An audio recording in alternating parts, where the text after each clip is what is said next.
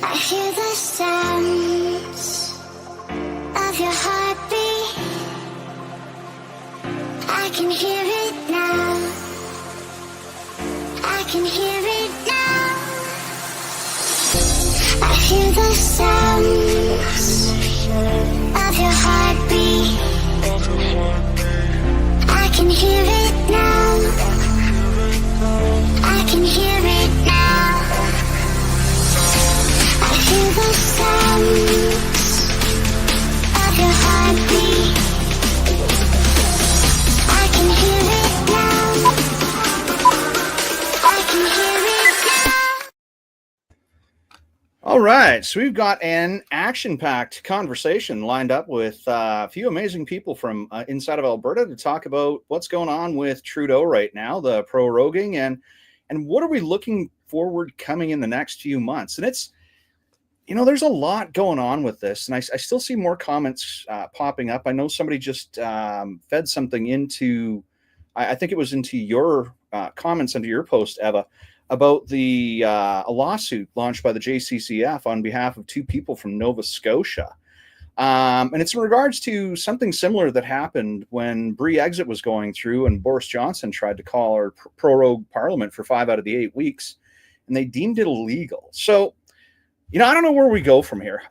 You know what? Let's start off with everybody give themselves a quick introduction. I know I've got my screen set up as me in the top left, Marty, Adam, Eva, bottom left, and Mike in the bottom right. So Marty, go first, and then we'll go in order that way, just the Z pattern. I didn't think I needed any introduction. I'm Marty up north. No. You probably don't. And everybody that's watching is going to know us for the most part. But no. Still take it away. Yeah. No, so I'm Marty up north. I'm down south by Calgary right now, and absolutely fascinated by. I mean, I haven't been this happy in a long time with the start of the year. So it's I'm a political shit disturber who likes to hold politicians accountable, and people are a little surprised that I hold conservative politicians accountable.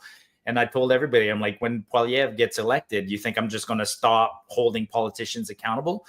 No. And then this week, the reality of Poilievre getting elected became that much closer. So yeah, that's who I am. That's why I'm here. All right, go ahead, Eva.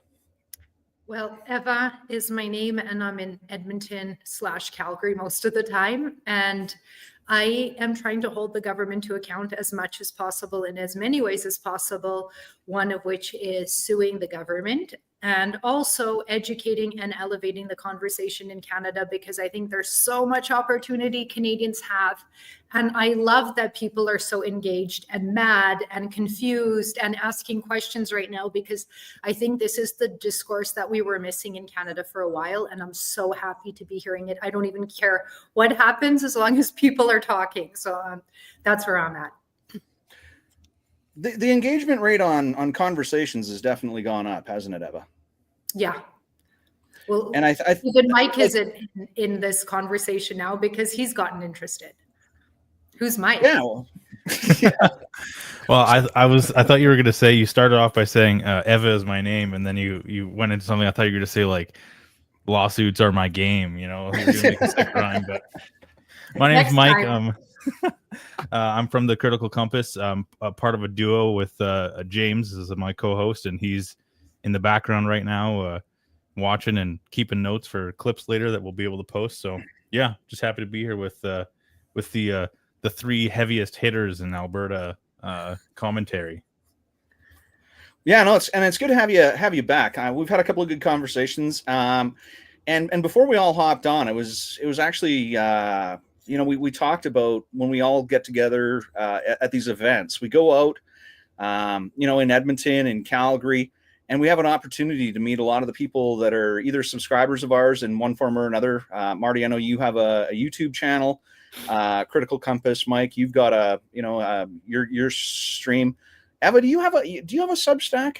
I can't remember, or is it just? But I have like everything else: a website, a book, courses. A book. She has a book, man. She has a book. Yeah, I don't even have it here to show it. It's a physical Substack.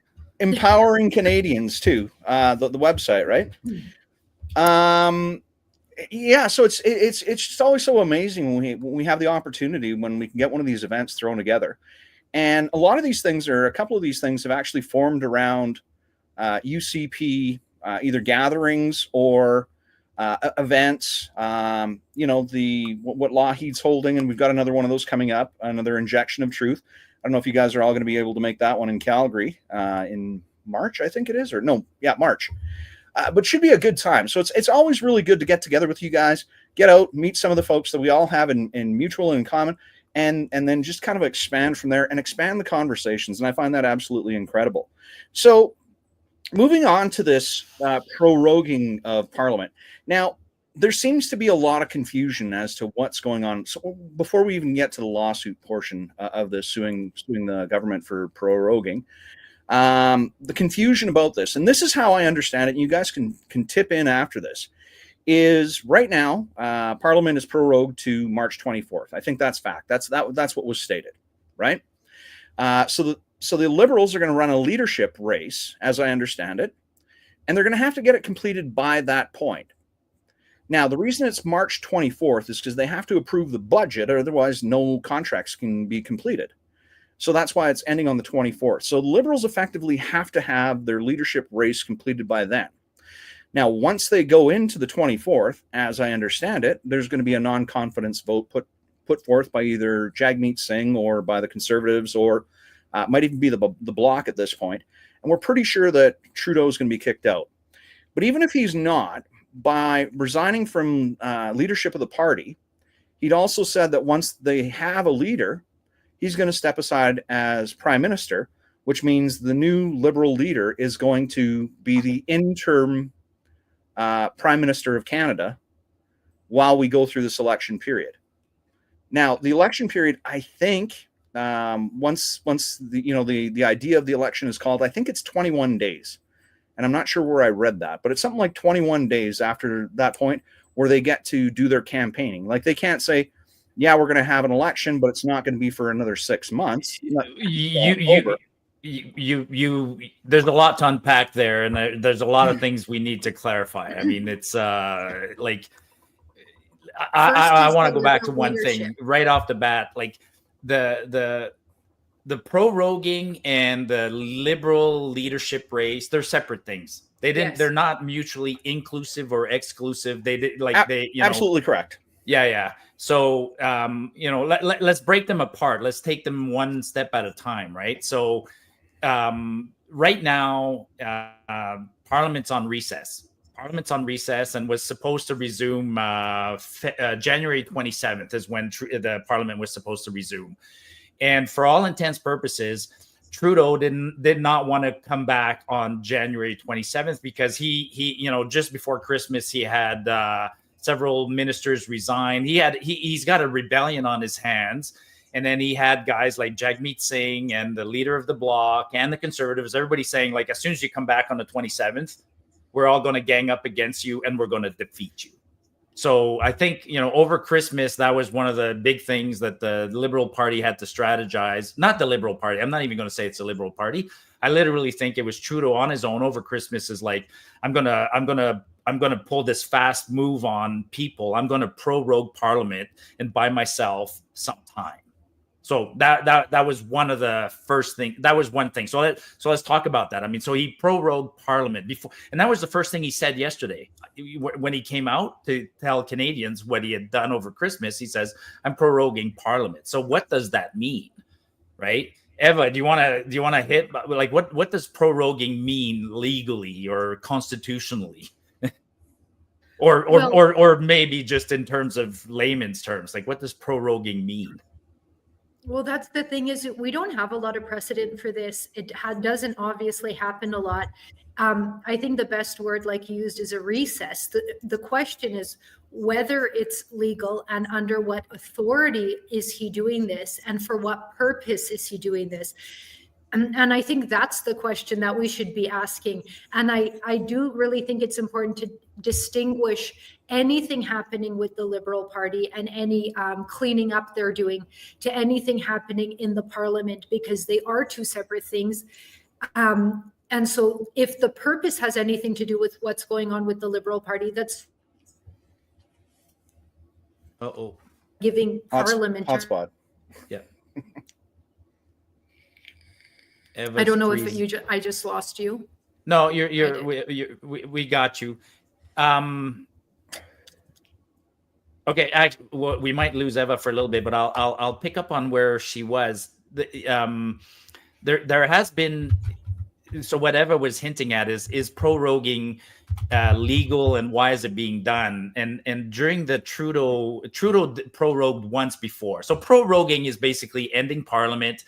Normally, proroguing literally occurs at the end of any parliamentary session, and a session is 4 years. Like, a session is not, one season. A session is 4 months, is 4 years, and at the end of every session, there's an official prorogation, which means Parliament's ended and everything stops, and then we go to the election. So that's the normal prorogation. Trudeau prorogued Parliament in 2022. During the WE scandal, but at that time he had a semi-valid excuse for proroguing. He basically used the excuse that we had just come out of COVID. He had been elected in 2021, and what he said in 2022 is like, during the last 9 months, things have changed so much because of the end of COVID. I'm proroguing. I'm restarting Parliament. And so in 2022, that was a fairly valid excuse to prorogue. Now, behind the scenes, he was doing it because he was in the middle of the WE scandal and other things, but it was fairly valid. This time, to prorogue, it's just a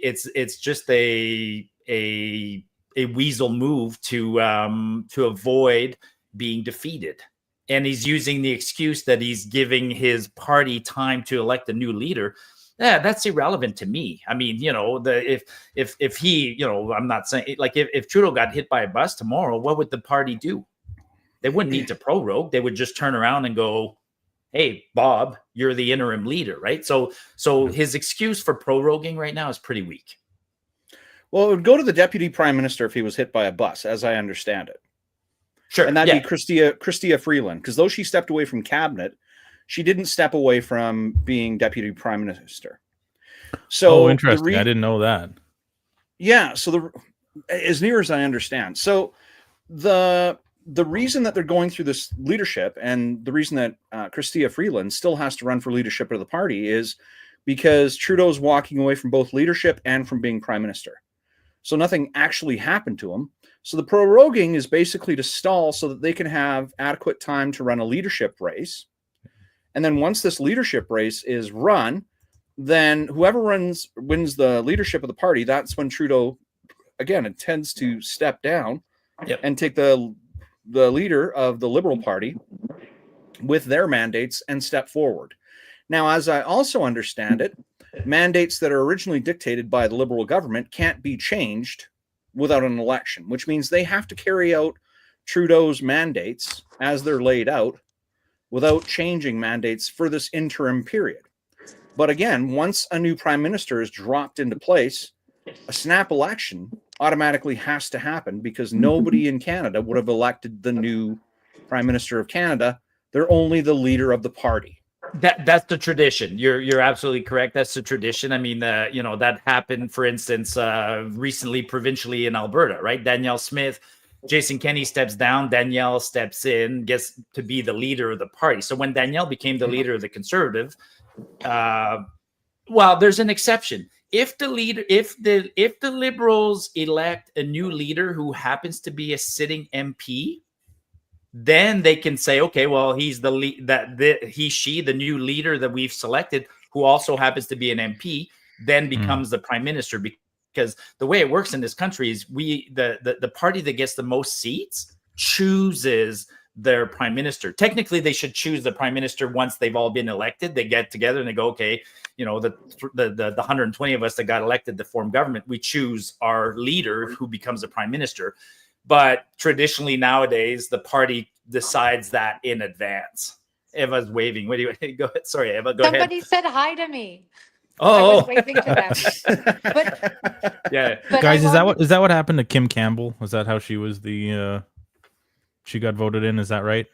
Kim Campbell got voted in that way. Joe Clark got voted in that way. It's happened a whole bunch of times, right? Where actually Kim Campbell didn't even get voted in. I mean, I think Mulroney stepped down and she was appointed. She was just there. Yeah. It happened with, let's say, the Conservatives when Rona, but with the Conservatives weren't in power. But if when they had that changeover and Rona Ambrose stepped in, if they had been in power, she would have been the de facto prime minister. So Right. yeah, it's all super interesting. But back to what happened on yesterday. I mean, there's two moves. So Trudeau, first of all, he announced that he's proroguing Parliament, and I guess we'll come back to that. But then the second thing he announced is that he intends to resign, which is again why he didn't simply resign on the spot. And I think he should have just resigned on the spot and delegated to somebody else. They should have appointed an interim person. I think they're making their life complicated, and in fact, they're making their life really, really complicated because their constitution, their leadership race right now, I don't think they can have a new leader in time for the end of this prorogue period. They won't have a new leader by March 27th. Well, I Yeah. think even the way that he described why he was resigning was the way he set it up was that so that he didn't have to just say that we'll hand off the leadership, because he said that the whole reason was because he couldn't carry on with all the infighting in the Liberal Party. So just to make it seem like, oh no, like I'm fine. The party is what needs to get its house in order, right? Before we can continue. Well, So I just and pulled that- up on screen here how many times this has happened. So this is the vote of no, or motion of no confidence. So it was 1926, 1963, 1974, 1979, 2005, 2011. Votes of no confidence in 2005 and 2011 were the result of explicit confidence motions presented by the opposition. So just so we have that for kind of clarity for whenever somebody loops back to watch this. And what I wanted to say is that this is where I think everything gets a bit confusing. And this is when you asked me about proroguing, and I was like, well, what's the purpose?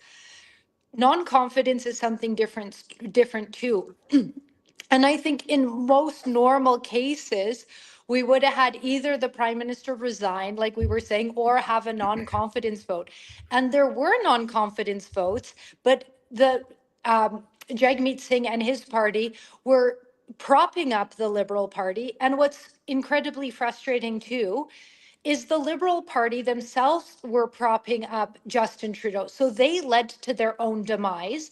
In a normal state of affairs, this would have already happened at one of the earlier confidence motions. Somebody would have said, there's a lot of internal strife, but the Liberal Party and the NDP party, I think, did this to themselves. And now they're all trying to they're surprised that this is what Justin is doing. I totally can understand that this is what he's doing. And Mike just said it too, is one of the first things I heard him say is, we've got a lot of internal problems. Okay, so you don't stop all of government, is you Right. deal with that matter on your own. And that's not an issue for Canada to be dealing with. And that's why all of this is incredibly, I think there's definitely a good chance on a legal challenge, because the purpose of the prorogation is not a little reset. This is for their own purposes, and that's not what it's for.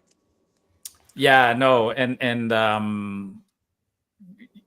yeah, very interesting. If he hadn't done any of this yesterday, and it was status quo like it was a couple weeks Yeah. ago, Mhm. then what would have happened is on January 20th, we would have gone back to Parliament, and in all likelihood, a couple of weeks later, in early February, the government would have been defeated, and then we would have gone to an election, and But can I just say, but prob- sorry, but I just want to mention one thing. Yeah. One of the other things we need to remember too is these kinds of shenanigans, if they had occurred under almost any other circumstances, would be just viewed as shenanigans, perhaps. But to do these kinds of shenanigans now, when the Americans are about to get a new president in 2 weeks or 3 weeks, this is a crazy time to be pulling these kinds of shenanigans. And I think that's where the legal challenge comes in on side of, when the UK was going through Brexit, and they tried to prorogue then. It was like, no, like there's some serious shit hitting the fans right now.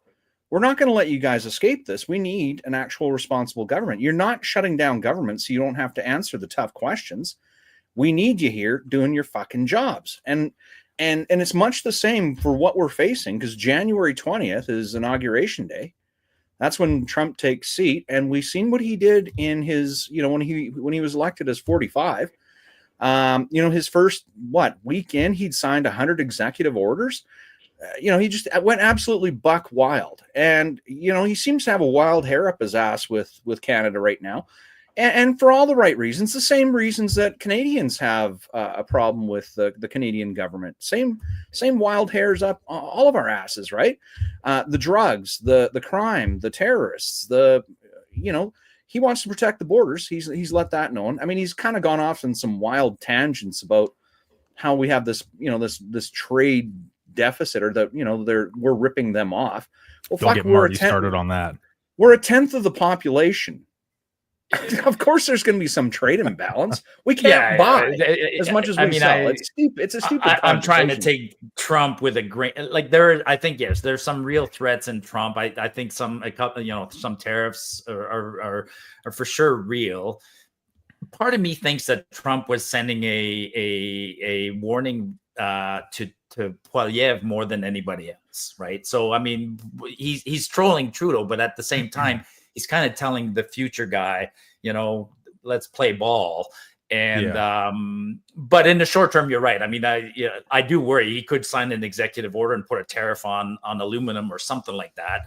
But the other stuff of annexing us and buying Greenland's real. Like the Trump plane landed in Greenland today. It's crazy. So yeah, but let's talk about this. We're still a monarchy. Yeah. His negotiations aren't with Canada. They got to be with King Charles. No. Well, I'd like to talk about you should read the book that you have. What's that?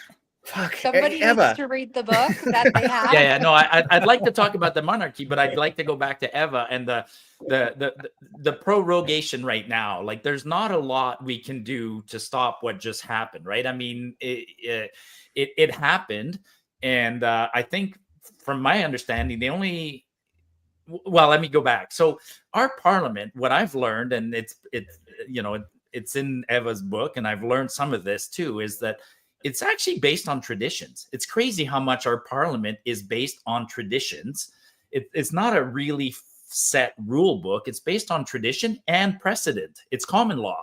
So if somebody in the past prorogued parliament and it didn't get questioned on it, then the next guy gets to prorogue parliament, and everybody just goes to the book and says, well, it happened in the past. So there's been too many precedents for what Trudeau just did. I think legally or constitutionally, the only one who could interfere at this point would be the Governor General, or I joke, the King himself could say, hey, we're in but Trump doesn't constitute an existential crisis. If Germany had invaded England and we were stuck the way we are, I think somebody would then say, listen, you can't have a pro-rogue parliament with Hitler walking across Poland, but we don't have an existential threat. So therefore, go ahead, Eva.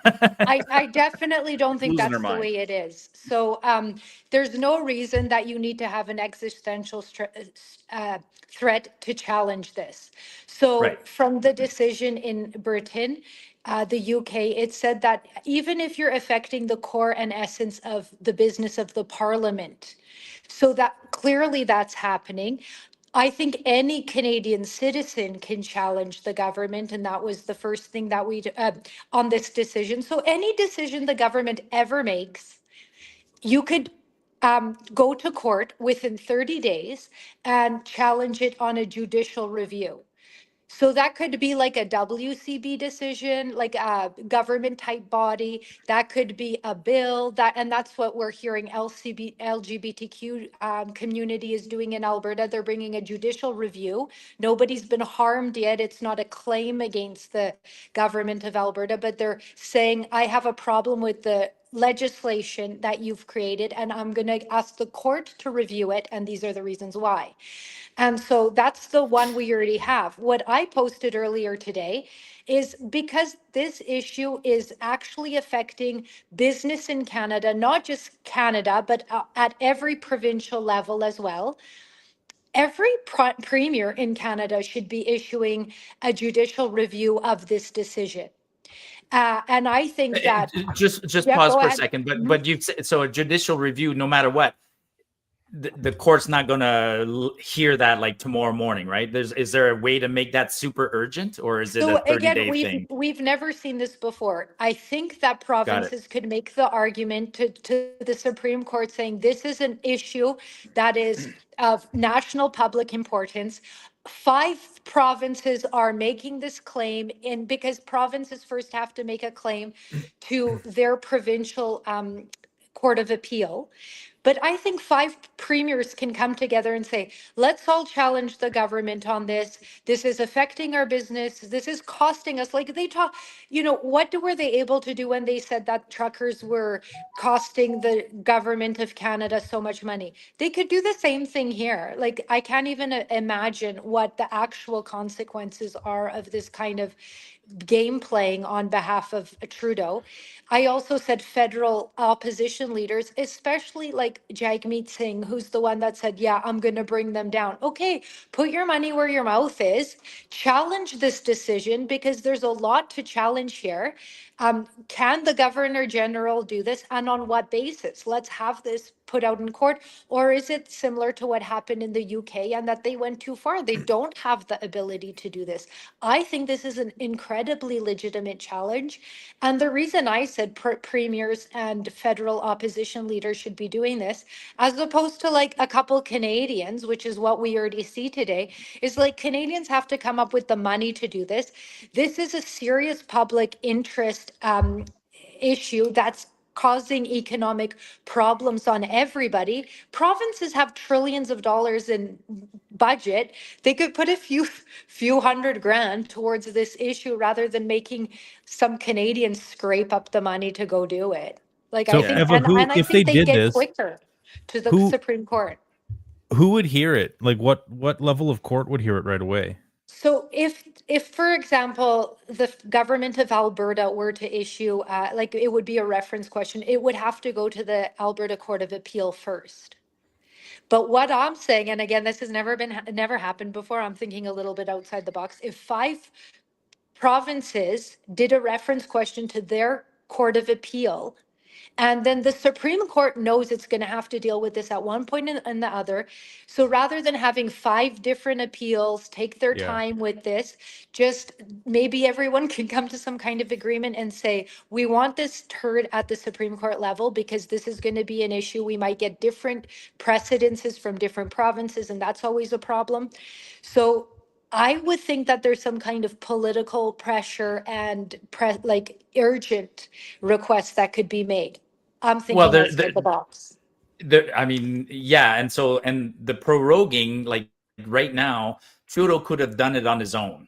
Like he didn't even need his party's approval to do it. Like he can literally, he's the prime minister. He was able to literally walk over to the governor general and say to Rito Hall and say, I want you to prorogue.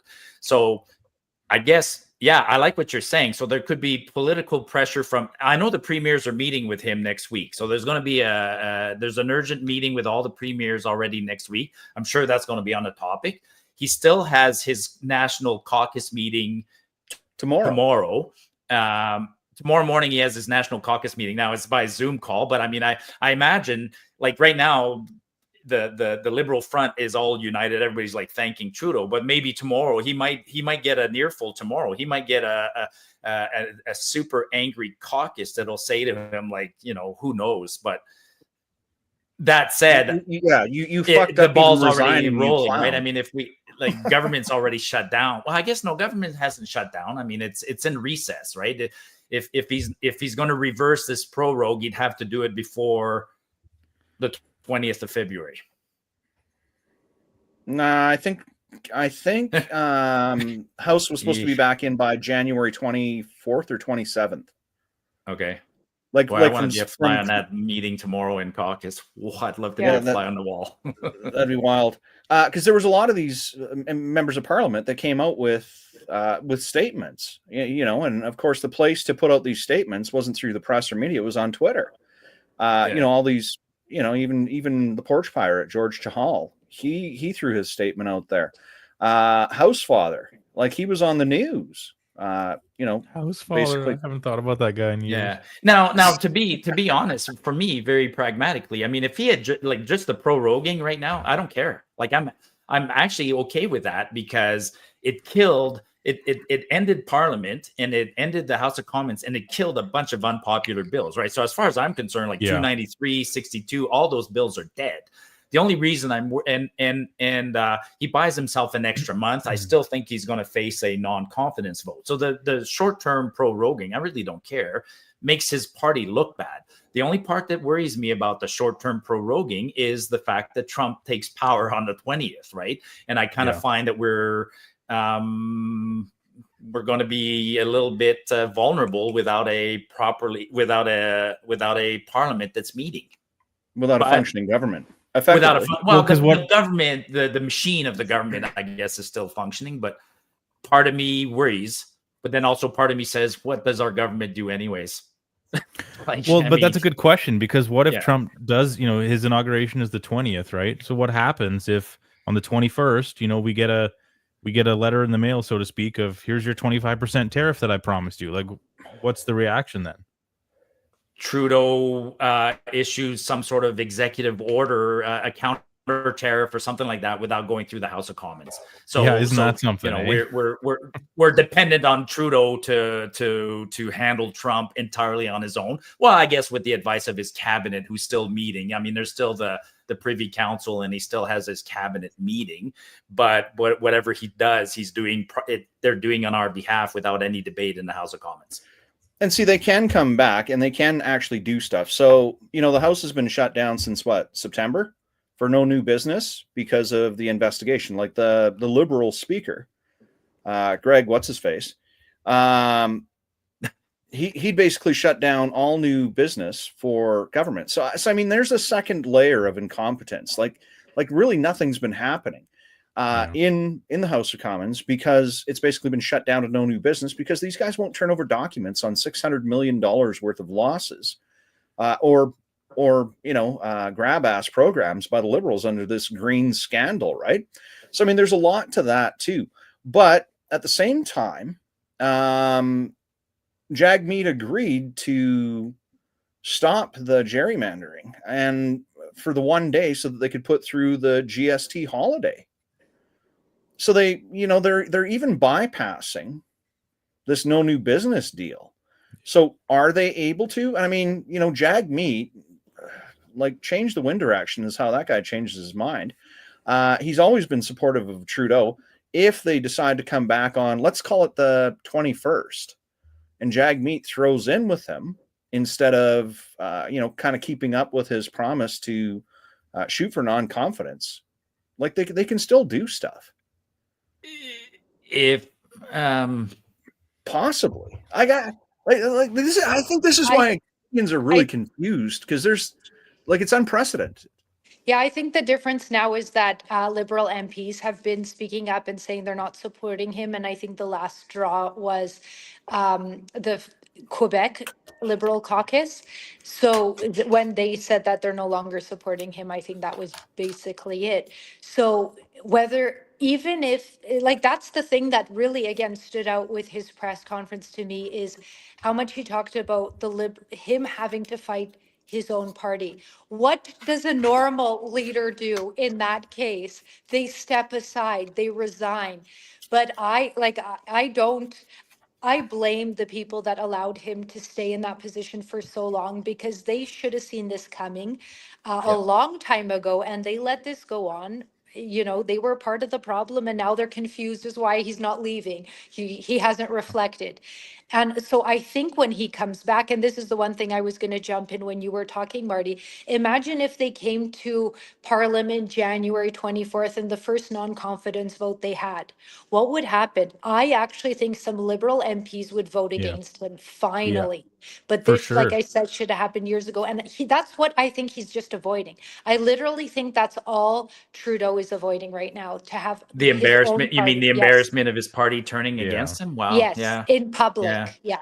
Because that No, would have absolutely. happened, obviously. Well, Freeland was the first domino to fall. Then I think that because I mean, how many times have we heard in the last 3-4 months of like, oh, rumors around Ottawa suggest that Trudeau might announce his resigning, and then Freeland very spectacularly right before Christmas, gives her walking papers, and then all of a sudden, a couple weeks later, we get this, right? Yeah, but there Yeah. was 22 or 23 or 27 or somewhere around 30, somewhere between 20 and 30 Liberal MPs that had signed a document asking him to step aside already. So that Yeah. happened before Freeland. But they That's never right, yeah. voted against him yet. There were Yes. confidence votes in December and November. There was even like during the convoy, there were a couple that spoke out. How did they vote? They voted for the Emergencies Act. It's a lot of talk, but not a lot of action. So I think this time they said, we're voting against you in a non-confidence. And that's what made him stop, because these letters are silly. I said this a long time ago. I don't care if 20 people write a letter, vote against him. Like, that's all you need to do. I don't care how many letters you sign and how many Zoom calls you have. The most important thing is voting against him once. That's it. It's the only tool they have, right, Eva? I mean, I read their Yeah. constitution. They do not have they don't have any other way of changing their leader. Like the Liberal Party, the leader has to voluntarily step down or lose an election. If the leader loses, that's in their constitution. If he loses an election, then there's an automatic leadership review. But if he keeps winning elections, there's no review process. And so, yeah, and all the pressure in the world doesn't seem to. I'm actually surprised he did do what he did yesterday, because somebody got to him. I don't like, his crocodile tears. Like I sat down with my family at dinner and I reflected. No, you didn't. You're a narcissist, man. You're like, and look at his speech. I mean, I agree with you. He blamed everybody. He's still blaming. He's blaming everybody for not sharing his vision. It's crazy. Yeah. Like, yeah. The other So part I let's loved was- shift away from the prorogation for a while, I guess, and let's talk about. So now the Liberal Party announced yesterday, shortly after they did, the president of the Liberal Party put out a statement saying, in the coming days, I will trigger the leadership review process. So that hasn't even started formally yet. So they have to do that. Now, the way I read it, when the leader of the Liberal Party, the president of the Liberal Party has to now set up a quick little leadership review committee, and then they'll launch the leadership review. And once they launch it, they got to give every candidate 27 days to get their ducks in a row. No, 27 days to register as a candidate. And then by their rules, they need a 90-day campaign period. So they're not going to get it. Well, they won't. Well, let's say they do, right? So that's 27 plus 90. What is that? That's 117 days. That puts us into April. So if they stick to their current agenda or constitution, they won't have a new leader by the time Parliament resumes. So everybody says, well, they'll change their rules. Okay, then they're going to need an AGM to change the rules. So I think they got a nasty problem on their hands. Well, because it's not just that. It's once they get a new leader in place, they do have to go to a snap election. And again, I think that period is 3 weeks. It's like 20 days. If they're not already an MP. Who has to go to a snap election? Well, because as soon as they come back in, March 24th, they come back in, non-confidence vote is thrown forward, which means the Governor General then basically has to dissolve Parliament and then it goes to a snap election. That snap election happens in like 3 weeks. Sure. So yeah. So let's say the Liberals are lucky enough and they cheat their own rules and they elect a new leader in 3 weeks from now, and they give them a bit of time before Parliament resumes. That poor new leader is going to get slapped with maybe not. I mean, what I think one of the things they're hoping for is that they're going to hope that that they'll convince Canadians that, hey, look, we got a new leader and we're taking a new path and we listen to you, and give us a chance to continue to rule as the Liberals. Let us give this new leader a chance to show us what we can do. And me personally, I mean, if I was Pierre and any other party, I don't give a shit. If the Liberals elect a new leader in time and the Parliament resumes on April 1st, keep your foot on his throat or her throat, and it's going to be her. I'm pretty sure it's going to be her. The Liberal Party has never had a female leader. So I think it's going to be Melanie Jolie. That's your music. That would be so great. Well, love and everybody's that. saying Anand because she checks more boxes. But okay, so let's say they get this new leader in place, and then Jag says, you know what, I'm okay with the new leader continuing on the same Trudeau mandate. He sticks to his, he goes against his own non-confidence because, again, he's the weakest bitch in Parliament. So they can actually push this thing out into an October 20th election, which happens to be the same day as municipal elections in Edmonton and Calgary. Is the municipal election in Edmonton on October 20th? They would be all across Alberta. So whatever that date is in Calgary, it would be. So it's October 20th. So yeah, it would be the exact same day unless they can force through this new bill to delay it for an extra week. So But now, Singh Marty, do you qualifies see for his how pension on important the. Sorry, go ahead. proroguing is? We have to. Yeah, no, I that's totally the get it. re- I see what they tried to do. Yeah.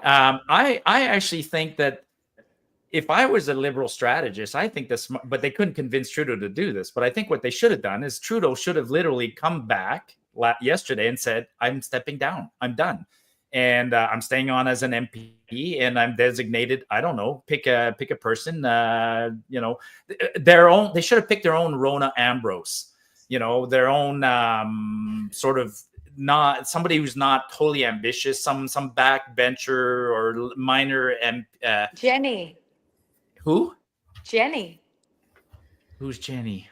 Is that the boo-hoo lady? Yeah. Oh no, not Jennifer O'Connell, please. No. The garden gnome. But let's it could have been it could have been somebody like that. You pick somebody like that, and then you hope that everything goes well. You haven't played too many games. You go back on January 20th, and then you hope that you can I think Jagmeet and the Bloc might have been happy and could have said, okay, we're not going to try and defeat you because you're showing some sort of good faith. But I think by doing what they've done, they've just angered everybody. So no matter who they elect now as a leader, when we go back to Parliament, the Liberals, the Conservatives, the NDP, and the Bloc are going to be ruthless.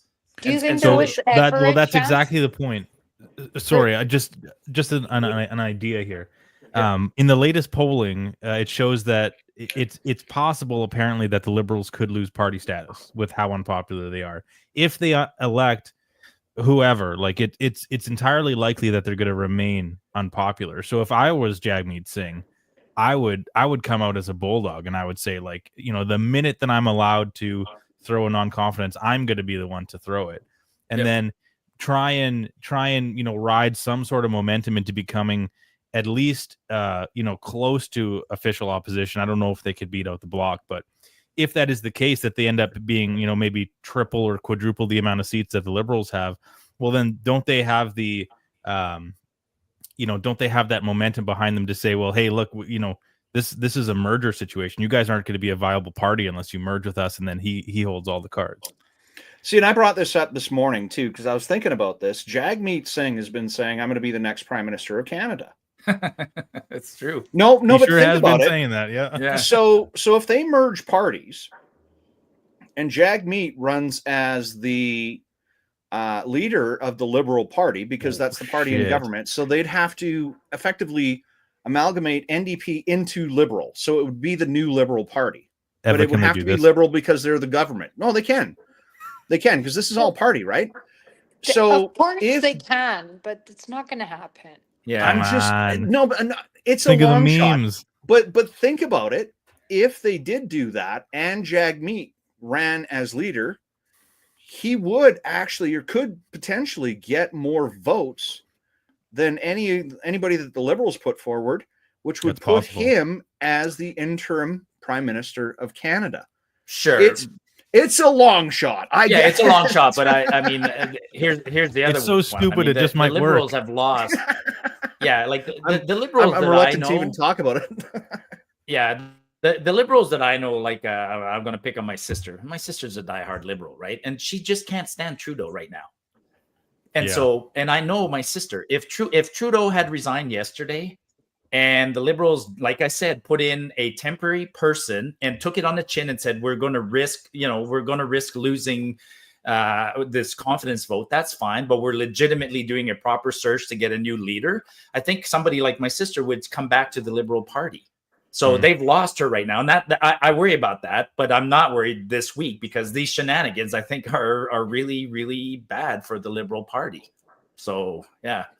Just in response to what you were saying, the Liberal Party should have done this. What I think we're missing is they haven't been able to do anything. It's been like Trudeau's been a tyrant for Canada. Trudeau has also been a tyrant with the Liberal Party. There was no telling him what to do. So I don't think there was ever a chance that he was gonna graciously step aside and then be the second in command or a Right. as if not that guy. He's the king of Canada, and so I don't think that was ever a chance. And so I don't think he wanted that embarrassment. I think that the best opportunity for the Liberal Party is to have somebody new. They're going to see if Canadians forget. And really, it's just up to Jagmeet still, unfortunately, in April.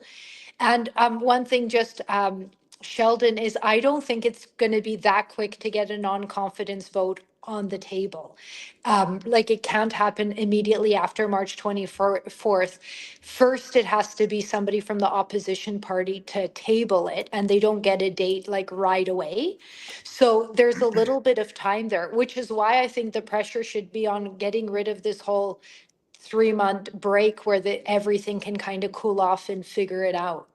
Yeah, but at the same time, and this was again before Christmas, the Conservatives, CPC, had the idea, and Michelle Rempel actually did a pretty good write-up. So if you're not following Michelle Rempel, she does a lot of good articles. She put another one out today. Really, really great information. Good writer. I'm not sure if she does that all by herself or if it's just done under her handle, but really good information. But they had this loophole that they were going to try and express through committee. Yeah. So they can That's launch it done through now, committee. though. Yeah, now it's done. But Now yeah, it's done, committee. but Yeah. but on the 24th of March, can this still happen? It'll be a new committee that'll restart, but the committee will have.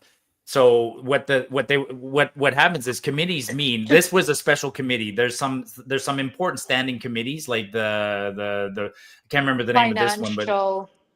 yeah, it's the financial committee. So what they were going to do is they're going to say we've lost confidence in the government right now because the accounting is so crappy, and therefore when they finish their report, when the committee issues its report, they were going to table a report. Now the committee doesn't even need to table a report. The committee's been torn up. On March 24th, a new committee will be set up, but that committee's report isn't due until a year from now. So it's going to, or a quarterly. So that whole tactic is pretty moot. I just want to come back to one thing that Eva said. And, you're right. Trudeau would not have gone willingly, right? So they literally, somebody cornered him last week. They got into a negotiation. They're like, okay, what does it take for you to go? And I'm like, oh my God. Like, if you think about it, this is what they came up with.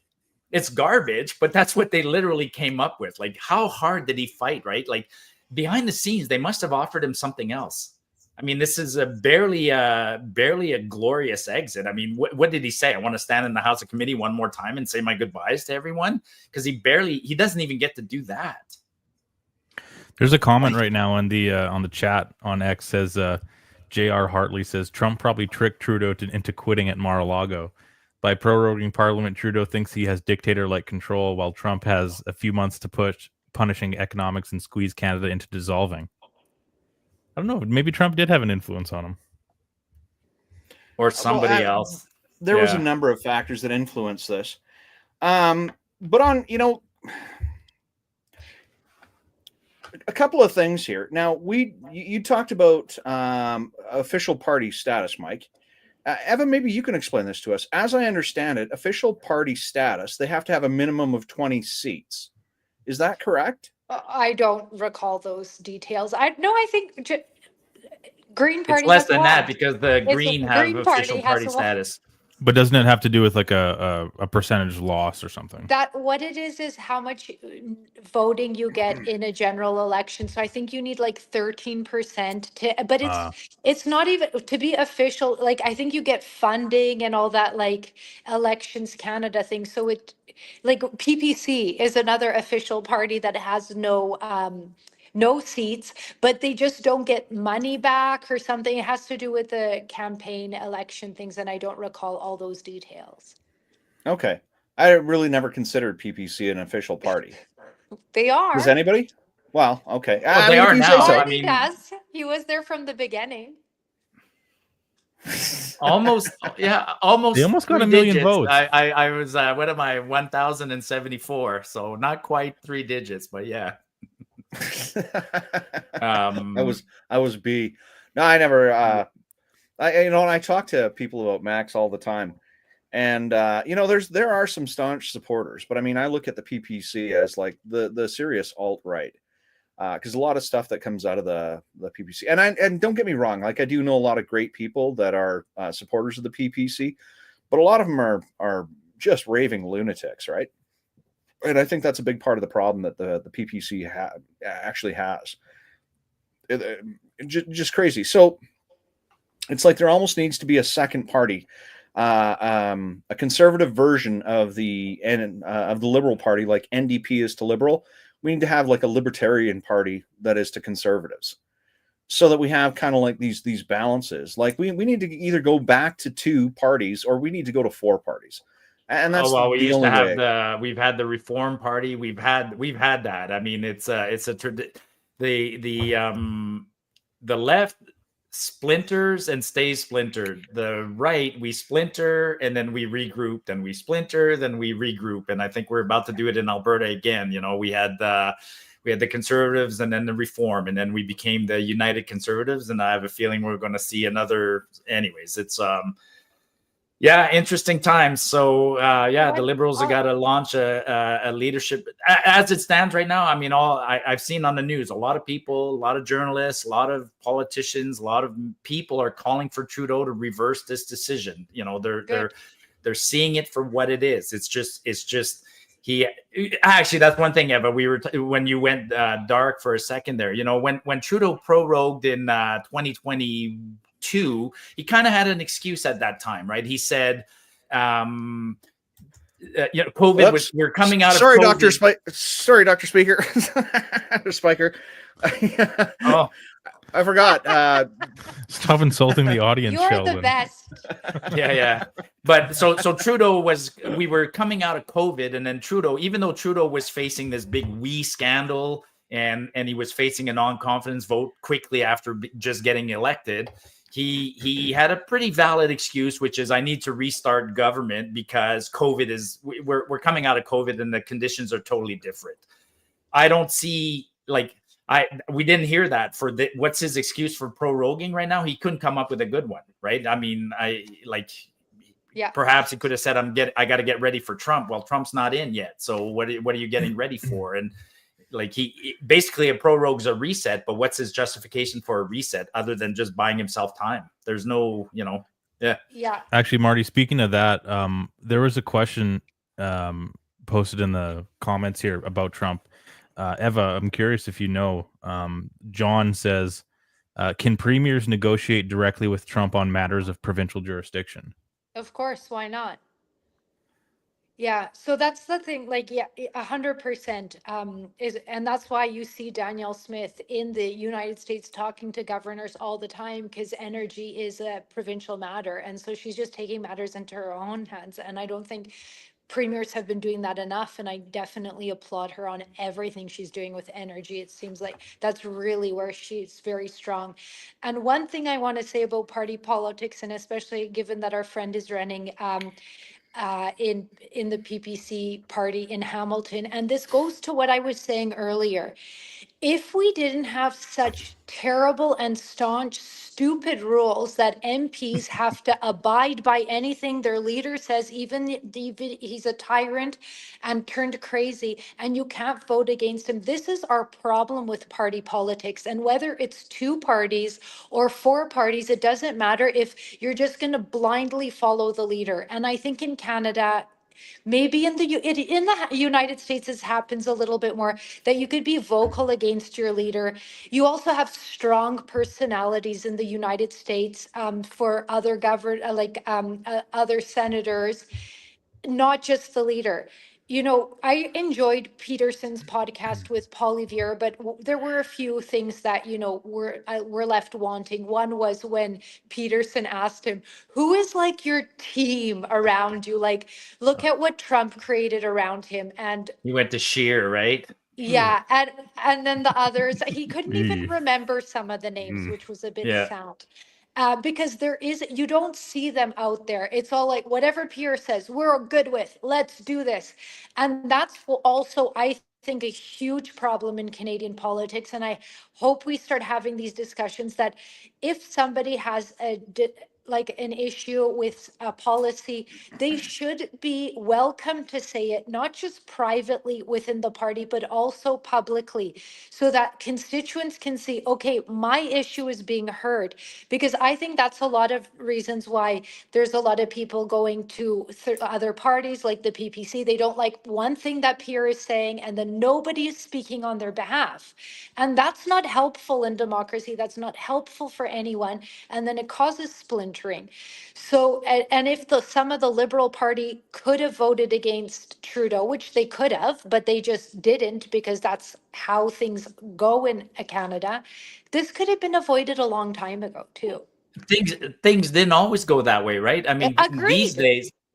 days, every vote is a whipped vote. Like Yeah. every vote is whipped and treated as if it's a non-confidence vote. In the good old days, I mean, long before I was born, Yes. but apparently in the 40s and 50s, MPs were free to vote according to the wishes of the constituents, unless it was a whipped vote or a confidence vote, and they limited that, you know, Yeah. to very critical votes. But for other day-to-day matters, no, it's Americans are different, right? I mean, Americans,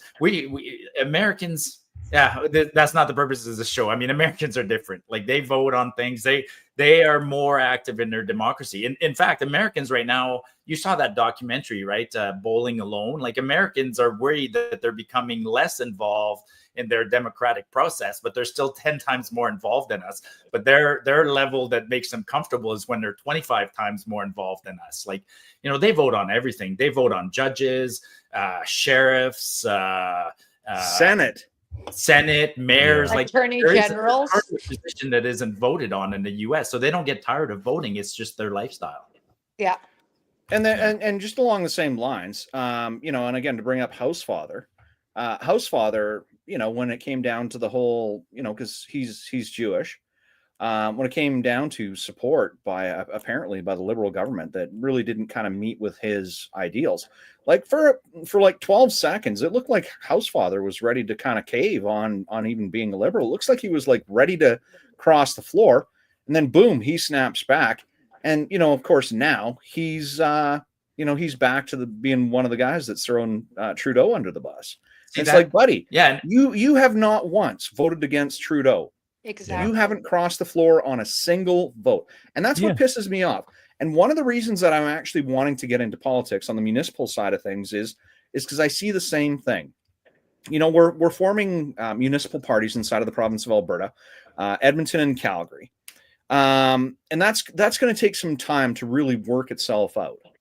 I think, we'd seen the initial kind of stages of these things. There's been a little bit of, I don't know if it's like fuckery or confusion. Forming a party is not an easy thing to do on a municipal side. And again, because you're taking a lot of the same politically active people that are involved in either provincial, federal, or provincial and federal, plus municipal on side of a single candidate inside of their ridings or their wards, you introduce this party thing, but a big part of it is trying to find somebody that's got the stones to actually stand up to their party and say, no, I don't agree with this, and I'm going to let you know, and I'm not going to vote with you. And another good guy that's kind of out there right now, he ran for the Liberals. Liberals kind of threw him under the bus just before the election. So he's actually now an independent MP. Is that Kevin? And I don't know if I'm going to say his name right. Vuong? I know who you're talking about. Yeah. Yeah. And I mean, he's out there. He's going scorched earth on the Liberals. Actually, when you were talking about Housefather, that would have been to me I always liked Housefather. I always did, actually, and I understand why I didn't cross the floor. I mean, I don't like floor crossers. Like, you cross the floor, you don't cross the floor. You do it during the next election, change parties. But Housefather would have been a good interim leader. That's the kind of guy that Trudeau could have turned to and said, he'll be the leader for the next 5 months while we do our thing. And yeah. Well, he was the guy that they. Crossing the floor on a vote. So just okay. On a vote, exactly. voting against the party. Yeah. Which Housefather was the guy that they entrusted with getting the the Pfizer and Moderna contracts, right? Like, he was the guy. He was brutally honest in committee. He's the guy who literally let it out, that we didn't review the contracts, we couldn't, and he explains it like he's good. Okay, no, thanks for that clarification. Yeah, not crossing the floor, but voting against the party once in a while. Yes, I agree. I wish there was more.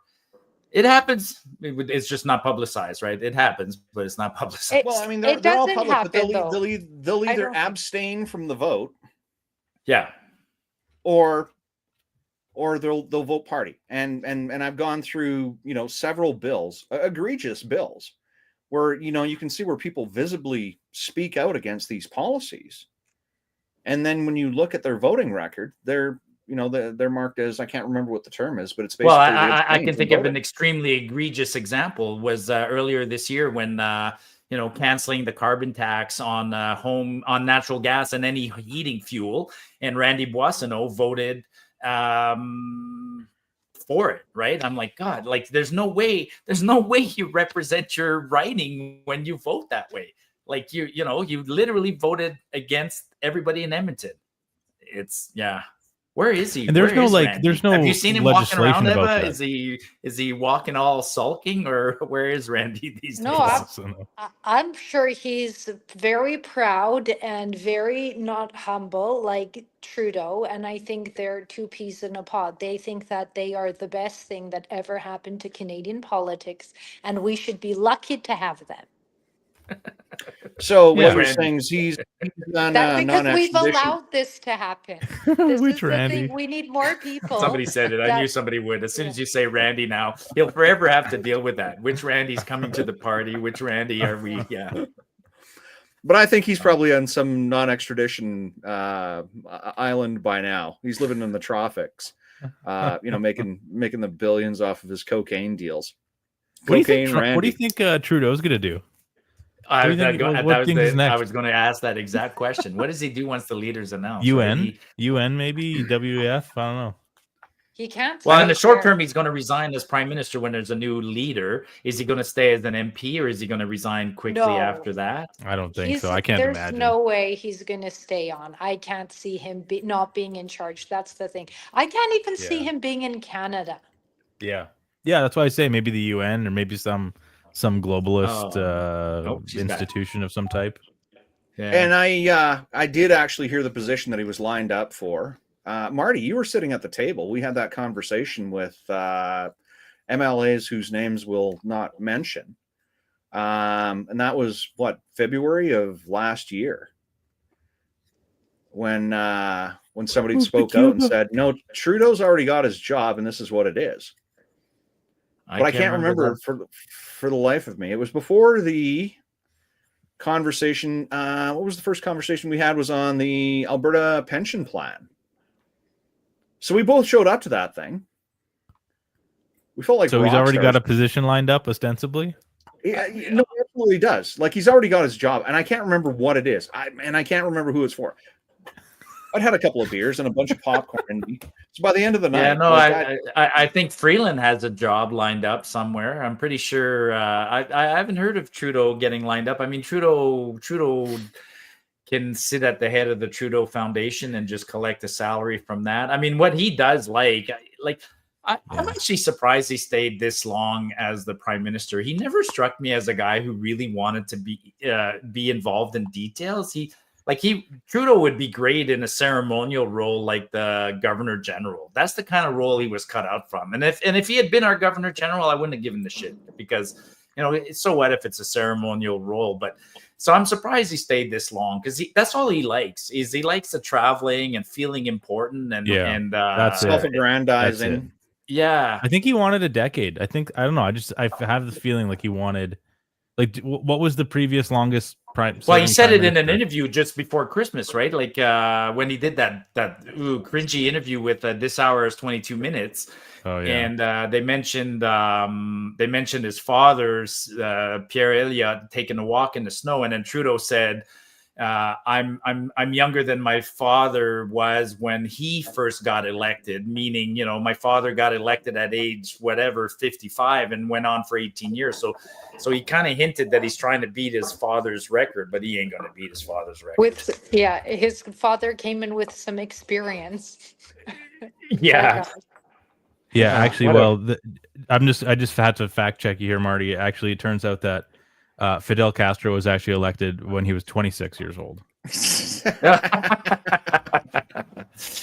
That would be if there was a secret that I could find out in the short term, that's one secret I'd like to know. I mean, there's a lot of secrets I'd love to know. I'd love to know the true story behind 9/11 and the Pentagon, and I have a whole bunch of stories, but I'd really like to know who Trudeau's real father is. I'd love to know that. Well, of those two guys, there's one guy that he doesn't look anything like. We'll just say that. Yeah. Hey, are you drinking an old fashioned, by the way, or what are you drinking? That looks like a nice. This is just straight bourbon, my friend. Looks dark and nice. Yeah, I like that. I'm doing the dry January right now, and I'm doing it's and I was real about that. That was the other selfish reason I didn't want Trudeau to quit. And I was good yesterday. He resigned, but I didn't take it as a resignation because I said, if he resigns, I'm drinking. And so I'm one of those stubborn guys right now who says technically he hasn't resigned as far as I'm concerned. I mean, resign is like, you get your last paycheck, you're out the door, then I'll celebrate. But until then, I'm not ready to celebrate yet. I'm happy, but not ready to celebrate. Does anybody remember in 2021 when he called that election, and after that election, he said, no, we'll still have a 2023 election because the other one was a snap election. So he said, no, we're still going to have a 2023 election when it was supposed to happen. And then nobody talked about that again. I don't remember that, but that sounds like something he would say. Yeah. And then not do. Yeah. He said, once he was looking at the polls all the time. That was the thing. And so he knew there was no way he was going to call an election again after his shenanigans. When did Pierre get certified as the leader? Was it at 23? It was 22. It was 22. Yeah. Yeah, because the election was in 2021, and then O'Toole was punted, so they had to do a leadership race. And that's when I think it was September of 2022 when Poilievre took over the party, and it was Candace Bergen that was the interim party leader. And I actually thought she showed a lot of moxie. She was pretty good, yeah. I remember her being pretty. I remember Rona Ambrose. I really enjoyed Rona's stint as interim leader. Yeah. But yeah, good point, Marty, too, about Liberal Party. Even on an interim basis, they haven't been able to, and they don't have to run and win an election. You could just appoint somebody like those two, and they were both women on the Conservative Party. Yet it's always, and this is the thing with the right, the Conservatives, they're terrible at ever defending their own, like, history and they're just look at Trudeau's history with feminism and he's not. And Yeah. look at the Conservative Party, and they're a lot more complimentary to women and women leaders than he is. But they're not good at calling it out. I don't understand why. Yeah. Yeah, I looked at the popular list that's being bounced around. There's 7 or 8 names that are being bounced around as potential leadership candidates, and none of them are electable right now. Like they're all, even Melanie Freeland, Jolie Carney. and What do you no, mean? I not mean of the ones that electable? we know are current, like Anand Jolie, all of them, none of them are trending in their writings. Anand's in Oh, yeah. Mississauga, and Yeah. she wouldn't get elected. Jolie might, but the Bloc is making such a strong move on her, and then Dominique LeBlanc, like none of the front runners, are electable, and the party will have to think about that. And What do we think about Carney? Amazing.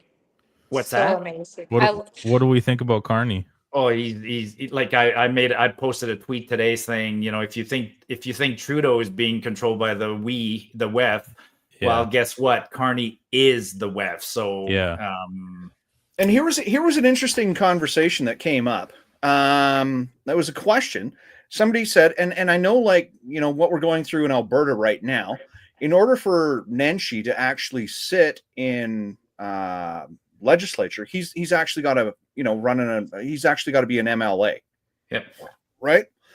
The interesting thing about being the Prime Minister of Canada is there's no legal justification or no legal binding agreement stating that you have to be an MP in order to be the Prime Minister. That's where Carney can actually skate in. Sure, but he could be the leader, but What's not that? the prime. He could be the leader of the Liberals, but not the Prime Minister of Canada. No, that's actually not true. I did look that There's up. no way. Yeah, He can. Danielle he can Smith be was the Prime Minister. Danielle Smith was the Premier of Alberta without holding a seat because the Governor General. What's that? Like when Danielle won her leadership in 2022, she became the leader of the Conservative Party. Kenny had resigned, and Danielle didn't have a seat. Danielle went to the Lieutenant Governor, and the Lieutenant Governor appointed her as Premier. And so Sheldon's right. Like de facto, the Governor General could appoint somebody, but that it's like. The reason the Lieutenant Governor did it here is because the election was a week later. So he's like, okay, I'm going to, or she at the time, I'm going to fill a gap. But we have all these weird rules like that. I mean, same with the minister. We can appoint ministers who are not elected, and it's been done many times. But but you're right, Sheldon. It could be done, but boy. The outrage if they appoint an unelected MP and designate him as the Premier, I don't think, or the Prime Minister. It's one thing for the Premier, it'd be a whole other thing for the Prime Minister. Yeah. Grok, for what it's worth, Grok says that's true. The leader of the party in power in Canada can indeed become the Prime Minister without currently holding a seat in the House of Commons, although there are practical and political considerations that typically push for a swift resolution to that situation. Yeah. Yeah, I got it. Exactly what a snap election would. Because as soon as this, as soon as the Liberals have a new leader, that's when theoretically Trudeau steps down from being Prime Minister, which means leader of the party becomes the de facto interim Prime Minister. No, if that happened, this is my theory. If, let's say, the Liberals elect Mark Carney as their new leader, so then they would say he's our new leader. Then they would still have no choice. I think they would then, Mark Carney would say, I'm appointing an interim. I'm letting so and so be the interim Prime Minister, because boy, well, that's my theory. I mean, yeah, they're the Liberals. They can do whatever the hell they want. But that would be wild. Like, Mark Carney gets elected or gets selected as the leader and then tries to come back to the House of Commons on March 27th says, "Hey guys, look at me! I'm the prime minister." Man, the citizenry of this country would have. He would. He go on. would, Yeah, though. but at the same time, if we look at what happened in British Columbia with David Eby, he wasn't elected for his first run. He was just dropped into place. But he was an interim leader appointed by the party too, and he was an MLA. Yeah, Yeah. he was an MLA. So as long as you're in, like, if you know, if the Liberal Party appoints Chrystia Freeland as their new leader, and in 6 weeks from now, and then she shows up on the 27th of March, and they say, "Hey, look at me, I'm the new prime minister," then I could accept that. I could accept that because that's the procedure. The MPs choose the prime among them. So, but if the MP said we're choosing Mark Carney as our leader, he could be. That'd be the weirdest thing in the world, because then we'd have a prime minister who's not allowed to sit in the House of Commons, because that's a clear fact. You can hold all sorts of positions, but the clear fact is it's called the House of Commons, and you have to be elected to be in the House of Commons. So, Yeah, but at the same time, because the House only has to sit legally once per year, as soon as they go back on the 24th, they've legally sat for once per year. He doesn't ever have to go into the House of Commons. ew. But he can't vote and stuff like that, right? We could have these things, but this is where, like, people are getting mad about the Senate being liberal leaning, but the Senate isn't elected. So if there were usually the Senate follows whatever the House of Commons decides on, because they know that they're really the more legitimate representative of the people. You're not going to see all of a sudden, because the Senate is more liberal leaning, they're going to just stop everything that the Conservatives are putting forward. If that were to happen, then the first thing the Conservative government should be doing, and the Canadian people should be doing, is saying we need to abolish the Senate, because they're not listening to the will of the people. If all of a sudden the will of the people was completely disregarded, like you're suggesting with the Prime Minister, like, good. Let's go that far so that Canadians start to rise up and say that this isn't right. This is our representatives in our country. So, like, sure, these things can happen, but that's not how democracy is Yeah. supposed to function. And in fact, they would get called out for it. Question here for you. Polyev keeps saying we want to have a carbon tax election, carbon tax election, carbon tax election. I mean, that's their number one thing. So Slogan. that's basically what they're running on. So when to get rid of the carbon tax, that has to pass through Senate, or can Polyev do that without Senate? Oh, no, everything still has to pass through Senate. That's the reason, that's the actual reason that he's calling for a carbon tax election, because he can say definitively, this is the will of the people. And he'd stated definitively, this is a carbon tax election. So if he says this is a carbon tax election, they punt it over to Senate, and Senate says, nah, we're not going to pass this. He has now cause to dissolve Senate or for recourse. Is that no? Well, The Senate is a house of somber second thought who can theoretically say no, and they do say no. They rarely say no after third reading, but they definitely say no after first and second reading. They reconsider. I bet you if we look through the history, the Senate has said no on some really controversial pieces of legislature. They were about to say no on Emergencies Act. On the Emergencies Act. So the Senate and so the Senate, if Poilievre gets elected, tries to cancel the carbon tax, and somehow or other the predominantly liberal Senate said no, he can't dissolve the Senate. That's our process. It's a shitty process, but that's our process. But again, this is the will of the people. Well, I think the point, that, like, the greater point, that's how though, it works right now. That's how it works. It can work in my favor and against me. I mean, you think it works against you because it's the will of the people, but it has worked against the will of the people in the past. That's the purpose of the Senate. Absolutely. Yeah. But can you, like, to that point though, can you, say that Poilievre, like, definitively showed that the Senate is actively working at odds to the will of the people? Can you then further that conversation of, do we have much of a purpose for the Senate anymore in 2025? Oh, Well, if absolutely. I mean, yes, if they're stopping the And that's will what of I the mean. people. Yeah, and what I was just going to say, Sheldon, is it's not just on the carbon tax issue. If Pierre Poilievre and his party is elected with like 96% or whatever it's at right now, it's not just the carbon tax issue. Anything they bring forward, like they have such a strong majority that for the Senate to say, hold up, is just going to be incredibly difficult. And like, I just can't see them doing it. And that's so that I just wanted to put that out there because I have heard people saying, oh, the Senate is stacked now and now the conservatives won't get anything through. And I just can't, like, out of all the problems we have in Canada, I just don't think that's an issue yeah. that we really should be worrying about. There's so many other things, but that's a great way to And show. and if you listen to the proceedings of the Senate, I actually give them a lot of credit. I do find that a lot of senators take their job very seriously. I mean, for instance, Bill 293, I hate that bill.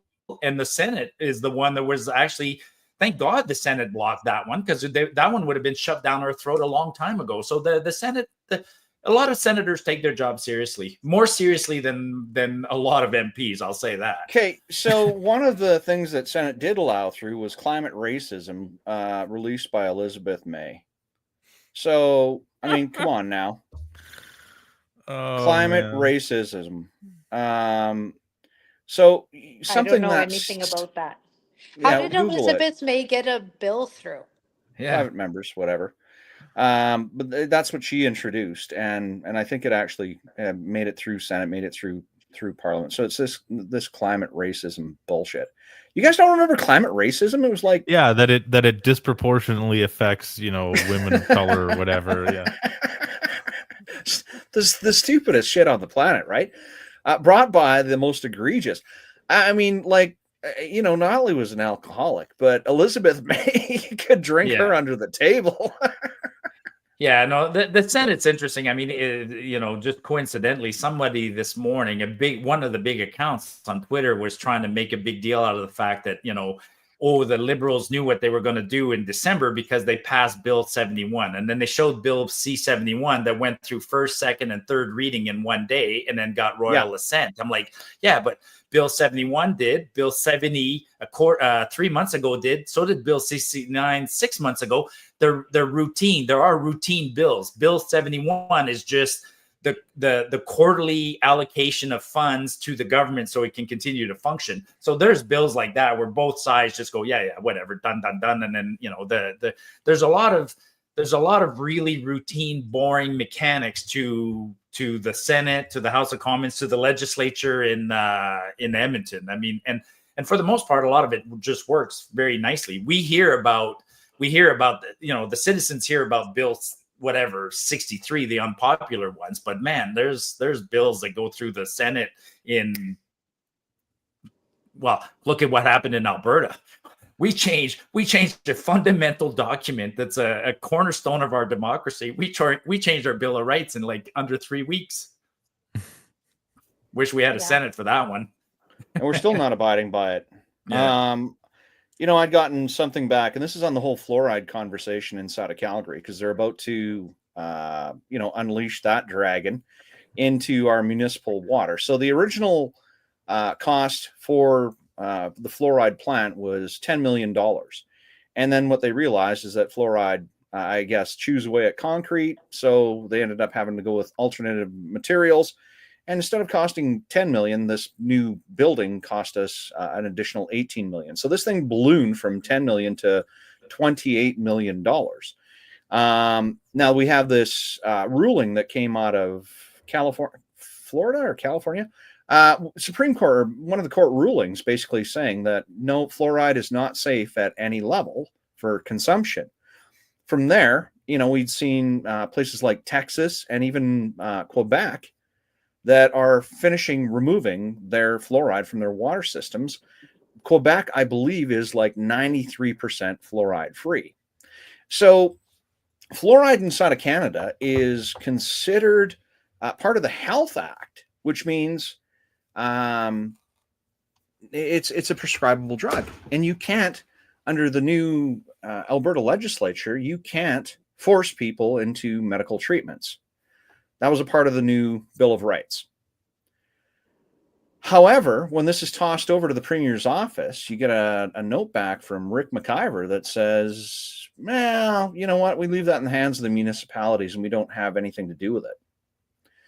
So that whole Bill of Rights thing, unless it's actually challenged by people of Calgary or by people of Edmonton saying, we don't consent to fluoride in our water, we're not a danger to other people by not having shiny teeth that you believe that fluoride can actually produce. And until it's challenged, it stays inside of the water system, and Calgary is rolling ahead with their plans. So how solid is the Bill of Rights inside of Alberta that they came up with in 3 weeks? Wipe your ass. Eva, are you busy right now? It's like any other any law in the land has to be challenged at some point. I mean, the regulators, even when they try to do a really good job and try to nail the law or the bill, it still has to be challenged, and sometimes the challenges can take a long time. I mean, so yeah, the Alberta's new Bill of Rights is going to have to be challenged by examples like you just cited. I mean, somebody's going to have to say, you know.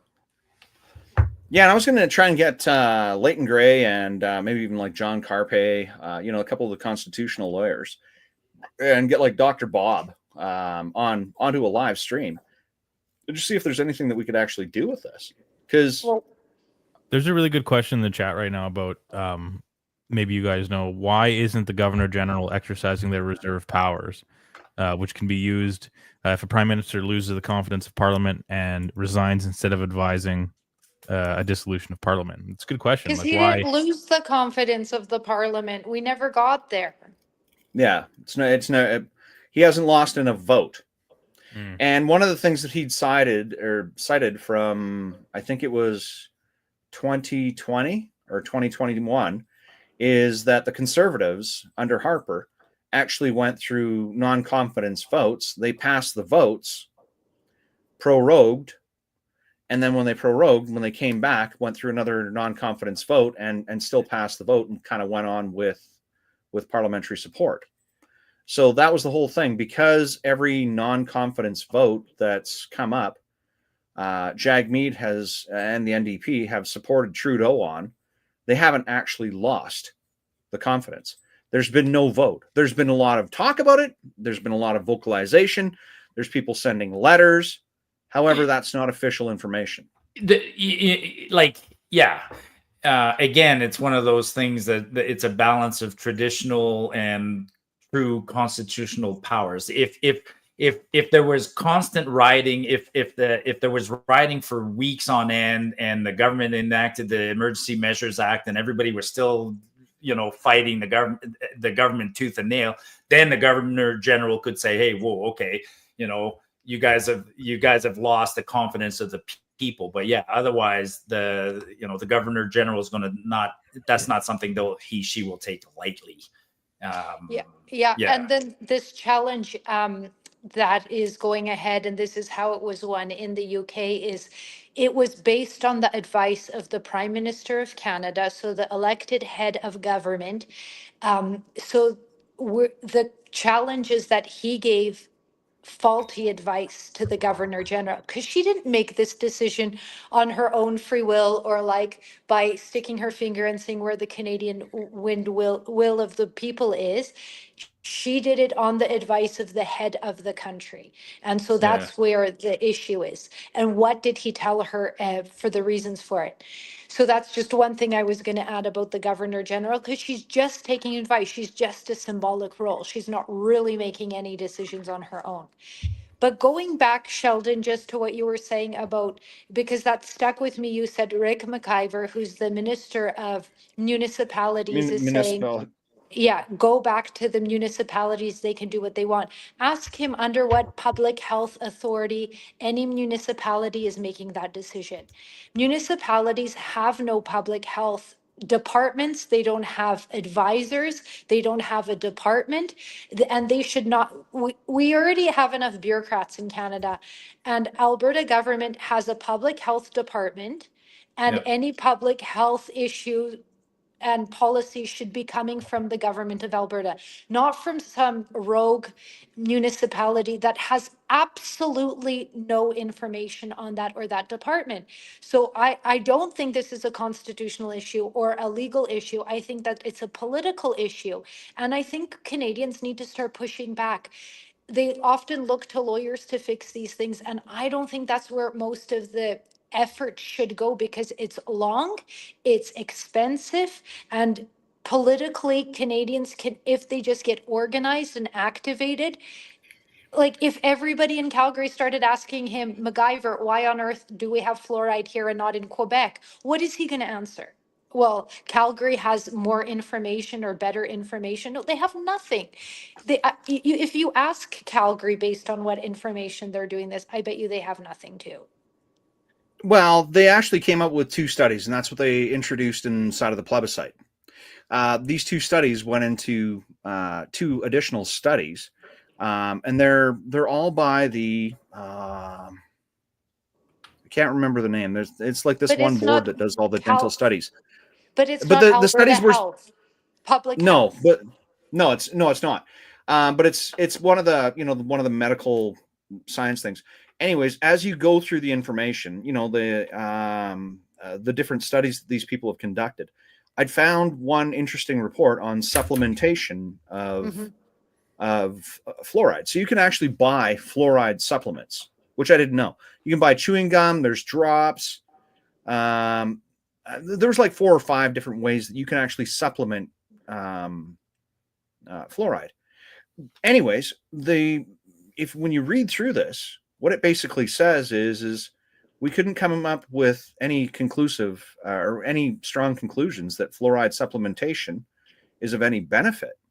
And they did this for children from the age of 0 to 7. So, they say that by supplementing fluoride, it makes your teeth stronger. But in the 0 to 7, if they're consuming it from birth to 7 years old, or if they're supplementing, there is 0 evidence that supplementation actually does anything, which means there is 0 evidence that putting it inside of the water actually does anything either. Yeah, no, I mean, you're bringing up an interesting point, and I kind of agree with Eva on this one. I mean, I'm actually intimate with this because I own a share in our water co-op, and so I live out in the country, and we have a water co-op, and I own a share in the water co-op, so I'm involved in the water co-op. We meet a water standard that's set out by the province. So the province says to the water co-op, this is the standard. This is the sediment that's allowed. This is the chlorination that you're allowed. This is the bacteria count, blah, blah, blah, blah, blah. So to your point, there, if the province of Alberta says you're allowed to put fluoride in the water and a municipality says we're complying with that standard, that's fine. If there's if the province of Alberta says you're not allowed to put fluorine in the water and a city does, then yes, you have a recourse. So my question then is, you got to familiar. Yeah, what I was just going to add is, if that's where it's at, if there's nothing on it, then you should be telling MacGyver, Alberta needs to put in a standard, not some rogue municipality, because Bingo. they don't have the public health support. Not that I necessarily trust these agencies, but I would a little bit more. Where is the municipality getting money from to even gather this data? Who is even gathering the data? Like they don't have that expertise or that department. Crazy that we're still going back and forth on these issues, right? In 2025. No, and they found this, Just but so here's silly. what I'm going to do is I'm just going to read out, because it's only like 3 short paragraphs, the response we got. So under the Municipal Government Act, municipalities are charged with the responsibility to provide good government services, facilities, and other things council deems necessary or desirable for people inside of the municipality. Decisions regarding water fluoridation fall within the legislative authority of the City of Calgary. While Alberta Health allows fluoridation for municipal drinking water, Allows it. Yeah. it is ultimately up to the municipal councils to decide whether fluoride drinking water for oral health municipalities must follow provincial regulations on drinking water safety and quality and may choose to provide fluoridated drinking water in accordance with the potable water regulations, Section 12, under the Environmental Protection and Enhancement Act. This matter falls within the responsibility of your municipal council. You may want to share your concerns directly with the City of Calgary Council. Information on communicating with your council is available at contact So us your at blah blah blah. challenge is with Alberta Health and that allowance, because the city is just saying they allow it, we're doing it. So Right. if Alberta Health is saying they can do it, the problem we have is MacGyver is looking at one issue because he's the Minister of Municipalities. He's not the Minister of Health. And so he doesn't know or anything about why it's not. So he's deferring, as most of these people do, to somebody else. But yeah, then your issue is with, there's no Well, challenge. their issue could also be with the municipality. I mean, yes, the law, the Alberta Health allows it. If your municipality took a unilateral decision to put fluoride in the water without going to asking the people, that's one argument. But then they'll probably come back and say, well, we manage the city and we're allowed to make decisions on behalf of the people. So it's a nasty one. But how it is, I'd say your argument there is they're allowed to make decisions on your behalf, but you don't have other choices, which is problematic, right? I mean, and I actually like your thoughts on that, though, Eva. Our challenge is against Alberta Health Services. Yes. If they say it's okay to put in, and their allowance on this is blanket immunity, much the same as it was for the jabs, in that they're working off of somebody else's information, and it's actually from Health Canada that this has passed. Alberta Health, and because if you challenge the city, they're going to say we're doing this for public health, and that's what MacGyver was saying or whatever. They're allowed to do this. They could do this, and what is the City of Calgary going to say? Well, we're just following Alberta Health guidelines. So your issue is with Alberta Health. Guys, cool. I just want to share a quick comment, if you don't mind. James, as you know, was in the background watching this for clips. He just texted me and he said, it is because of mass fluoridation that we have a Canada dumb enough to vote for Trudeau. Yeah. Well, and somebody in the question there says that the municipality did ask the public was against it, and then the municipality went against the will of the problem. I mean, I think that's probably, your more likely path is to deal with the municipality. Trying to get the Alberta Health to change theirs, that's going to be complicated. Just put the shit ton of pressure on the municipality. Because I'm gonna be throwing back my comments towards Rick and just say, under the Alberta Bill of Rights, this isn't allowed. It did pass the plebiscite. 62% in favor of fluoridation for water. So in 2021, when we had our last municipal election, that was actually one of the questions that people were asked. Passed 62%. So it is the will of the people. The problem with the will of the people is the will of the people aren't allowed to legislate my health decisions if I'm not harmful to myself or other people, and I don't consent. So without consent. And the other side of things is Calgary City Water feeds a number of other communities. So there's like Airdrie, I think it might be Chestermere. So there's more people that are involved in getting their water through the municipality that weren't asked for their opinion. So how can this pass if it feeds more areas than just Calgary alone? So there's a couple more things that are inside of there. Like I did like a weekend worth of reading on this stuff. Like I was smoking darts. I was sitting in front of my computer. I was hammering back shots. Fluoride. Like, man, it was well. And then I had and it was funny because I'd booked a call with a doctor out of Australia who actually did like a rebuttal to the Calgary study, and I'd met him a number of years ago. And then and this happened. I ended up having a live stream with him. A day after Sean Newman had done the same thing with Dr. Bob, who's actually inside of Calgary on the same conversation. So once these two things kind of happened like simultaneously, it was like, man, I got to dig deeper into this. And that's where I found like Brett Wilson gave $5,000 towards funding the third party PAC for the lobby. Like Brett Wilson gave $5,000. You know, We're going around on a weird rabbit hole right now. but let's talk about Brett Wilson, because he's still doing this. We're going to pay you off, Jagmeet Singh. We'll give you your pension. Just give the non-confidence vote. And I said this from like day one. We don't want people like Brett Wilson buying off our politicians, because that's a stupid idea. Even coming out with a statement like that out in public, not saying that we don't all agree with it. The left has more money. The left can buy off politicians with union funds. We already know that. The left can come up with way more money than Brett Wilson will throw at a politician. It's a stupid idea. Brett. I don't think he was taking. It would be illegal to do that anyways. I don't think he was making a political statement.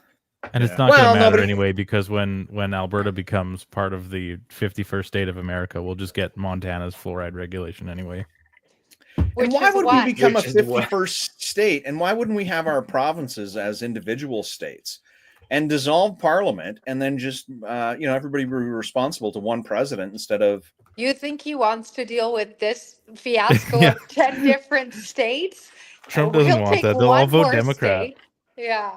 Only Alberta will. The majority of American states want us. I mean, like if Trump tried to, what's the last American state to join their union? They have a process for joining the union, right? And there's no way California or Texas, Florida, North Dakota would allow us to join. They would look at Canada as as another California. We're not going to give 40 million people 14 collegial seats or whatever they call it, and there'd be no. Well, isn't Puerto Rico like one of those that they're just not letting into the Union of the United States? Yeah, that's weird a situation. Special. That's a territory like Guam and others. That's a whole different ballgame. Right. Yeah. It's one thing I was going to just say about being the 51st state and Trump's jabs at Trudeau. I don't have an opinion about where it's going to go right now. But again, I'm just so happy that there's a dialogue around this, because I don't know if you guys remember, my largest poll on Twitter was if you could leave Canada right now, would you? And I had like over 70,000 people respond, and it was overwhelmingly yes. But now you see but in the comments, so many people were like, no, I still love Canada. I want to, although even the poll said the opposite. And now you have a lot of people fighting again and saying, no, I like Canada. No, we have to. And I think it's just, again, important that we have a little bit of civic pride and start fighting and demanding these things of our elected officials. So I am just happy the conversation is happening again. Well, and Eva, there's I can't remember who said this, but I remember reading this, and it was like about Trump, and it was really like, it really stood out to me, because I think it perfectly describes his rhetoric, where they were saying like, basically this guy was comparing like people with, what they say TDS, like Trump derangement syndrome, to people who don't hate Trump. The people who hate Trump, they take him literally, but they don't take him seriously. And the people who like Trump, or at least don't hate him, they don't take him literally, but they take him seriously. Yes, so this is probably one of those situations where he's probably not being literal about this. He's probably just, this is some art of the deal shit that he's pulling. We'll have to watch the body language. I think he's serious about Greenland. Trump and Trudeau, because Trudeau's flying there tomorrow, right? So Trudeau and Trump will have the opportunity to talk at the funeral tomorrow, or the day after. Yeah. He's flying there tomorrow, but the funeral's on Friday or Thursday. Why does Trump want Greenland? I never did pick up on what's going on in Greenland. I think it has to do with the Arctic Circle, probably the proximity to Russia from both sides of Alaska and on the other side of Canada, maybe. The canal, like the Panama Canal, and shipment in from up there. That's massive too.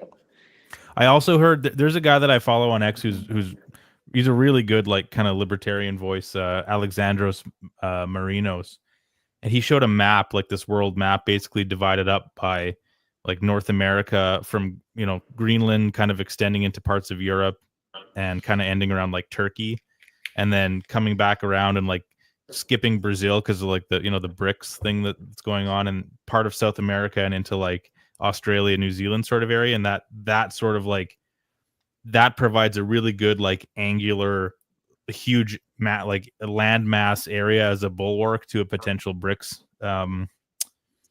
front. You know what I mean? Like he's probably trying to like by assuming control, so to speak, of the Panama Canal as the most like southern point in the Americas, and Greenland is the most northern point in the Americas. That's sort of like I don't know, it's like geopolitical stuff that's like above my pay grade. And Greenland literally gets its name from the fact that it was once green, right? Everything's above my pay grade. And so Trump knows the truth, man. The ice caps are melting and Greenland is going to be like paradise. So he wants it now. He's going to put a big resort there at a big golf course. Absolutely. Somebody I heard that it was an old Viking Marta trick. Igloo. Did you hear Well, this? That's already the joke. You saw that, right? Marta Igloo? You saw it. Yeah. Wow. Welcome to 2025. I heard it was an old Marty. It's going to be a good year. It's going to be an interesting year. We got an interesting couple of months ahead of us for sure. Yeah. So what do we think is going to happen if you don't think that like this? And Eva, you'd mentioned this. You don't think that an election can be called that quickly from March 24th? If we remain in prorogue, I really think that we should continue applying pressure on our elected officials provincially and federally to challenge that, because I think that the Supreme Court can hear it quicker rather than later. I don't, there's already a couple Canadians challenging it. I think it makes a lot more sense for provinces to be doing it because this impacts provinces as well. Apart from like the legal challenge, I don't know why a Canadian has to do it just to challenge the legality of it. But I think it's a great time to apply that pressure now and then see where things go instead of giving them this time to coast and figure it out. And you'd also mentioned like 5 provinces, and I don't know if that's a number that you just kind of picked as random. Totally. Because I mean, we have Alberta and Saskatchewan that are, pretty much aligned. Mo and Premier Smith are pretty much aligned. But what other 3 provinces do you think would hop on that bandwagon? Well, any of them, like EB has been talking about how Trump this and that. So like he should be mad about Trudeau just disappearing in the middle of the act. Obviously Doug Ford, but I just threw a number in the air. The thing is that even if the Supreme Court has to listen to challenges where there's a difference in provincial decisions. So if one court of appeal says, yeah, this is totally fine, and another court of appeal says, no, this wasn't something that they could do, this is ultra vires, then this is something the Supreme Court would have to do. So rather than waiting to see what provincial court of appeals are going to decide, if the province is bounded together and said, we need this to go straight to the Supreme Court. Again, this has never happened before, as far as I know, but it certainly would be worth trying given the circumstances that we're in. I mean, I don't know any province other than us who's taken the government to court more often. Right now, I think Alberta has about 6 challenges against Ottawa. So what's one more, right? Exactly. But one of those is on part, and it's because of the what is it? The carbon tax. There was we're challenging we're challenging the emission caps. We're challenging the no, but this was because the maritime provinces didn't get, or they're getting a reduction in their carbon tax, so they're not getting the additional carbon tax. And then Premier Smith is bringing out a case forward stating that you can't treat individual provinces differently. So that's, I believe, our challenge on the home heating for the carbon tax. Yeah, that's one challenge. The government that can't pass a law that's discriminatory. Yeah. Am I still there? Yeah, you're still there. I'm blacked out on my side. Sorry. Oh, this is you right now. Yeah. I think that's good. I'm not really sure what you were doing. This? Now- Oh yeah, that. Now, let's say that, and me and you, Marty, we look at the exact same thing. We look at the polling every Sunday, right? So Sunday at like 2:00, the new polling comes out and it kind of shows the charts of, where conservatives have picked up, where liberals have lost. So we look at that kind of religiously. With Trudeau stepping down, do you think that there's going to be any sort of change in sentiment on some of these areas, or are they too far gone? Like, who's able to salvage seats at this point and from the liberals, or is it too far gone? When I look at those charts right now, statistically, it just looks like a plane that's about to hit the side of the mountain. I mean, the pilot, the co-pilot's going like, pull up, and the pilot's like, I'm done, man. This thing's going. The co-pilot's already out of the cockpit. She's gone. Yeah, he's gone. Like, it's like if they can turn this one around, it'll be. I mean, like, really, like, think about what's going to happen, right? Like, here's my prediction. I mean, it's pretty straightforward. The Liberals will go and have a shortened. They bought themselves a little bit of time. Trudeau gets to hang. I don't even know why Trudeau wanted to hang on any longer. I don't know. Maybe he had this 10-year number in his head and he wanted to hang on. But they're going to do their mini leadership campaign. They'll shorten it. They'll pick a leader before March 27th. I'm going to go out on a limb and say it's going to be somebody who's currently sitting. I'll give it to Anita Anand, let's say. Perfect. Then they're going to go back to try to go back to Parliament on March 27th and say, hey, everything's back to normal and let's get on with the business. Let's read a new throne speech. Okay, what's new in the throne speech? I have no idea. Like, they're already $60 billion over budget.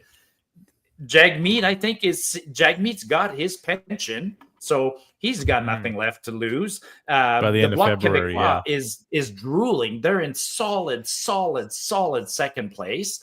The Conservatives are drooling.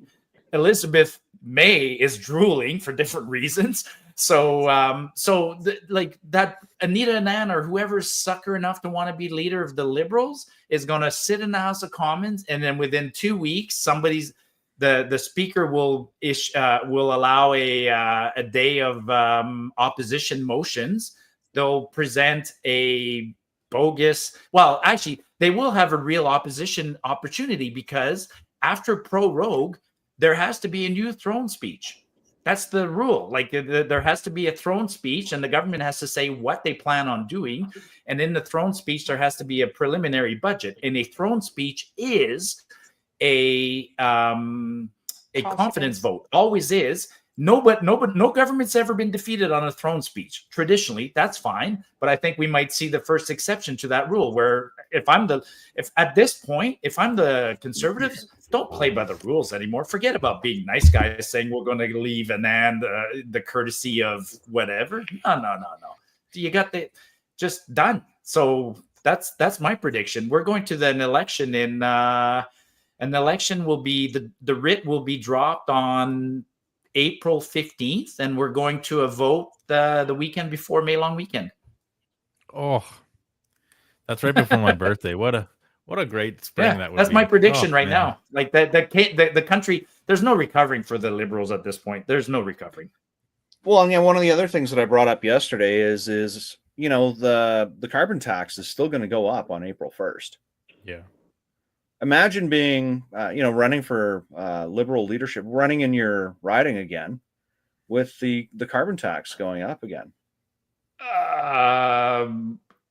Actually, you bring up a good point. As is right now, that would be very difficult for the Liberals, for the government to do. Almost impossible to raise the carbon tax on April 1st.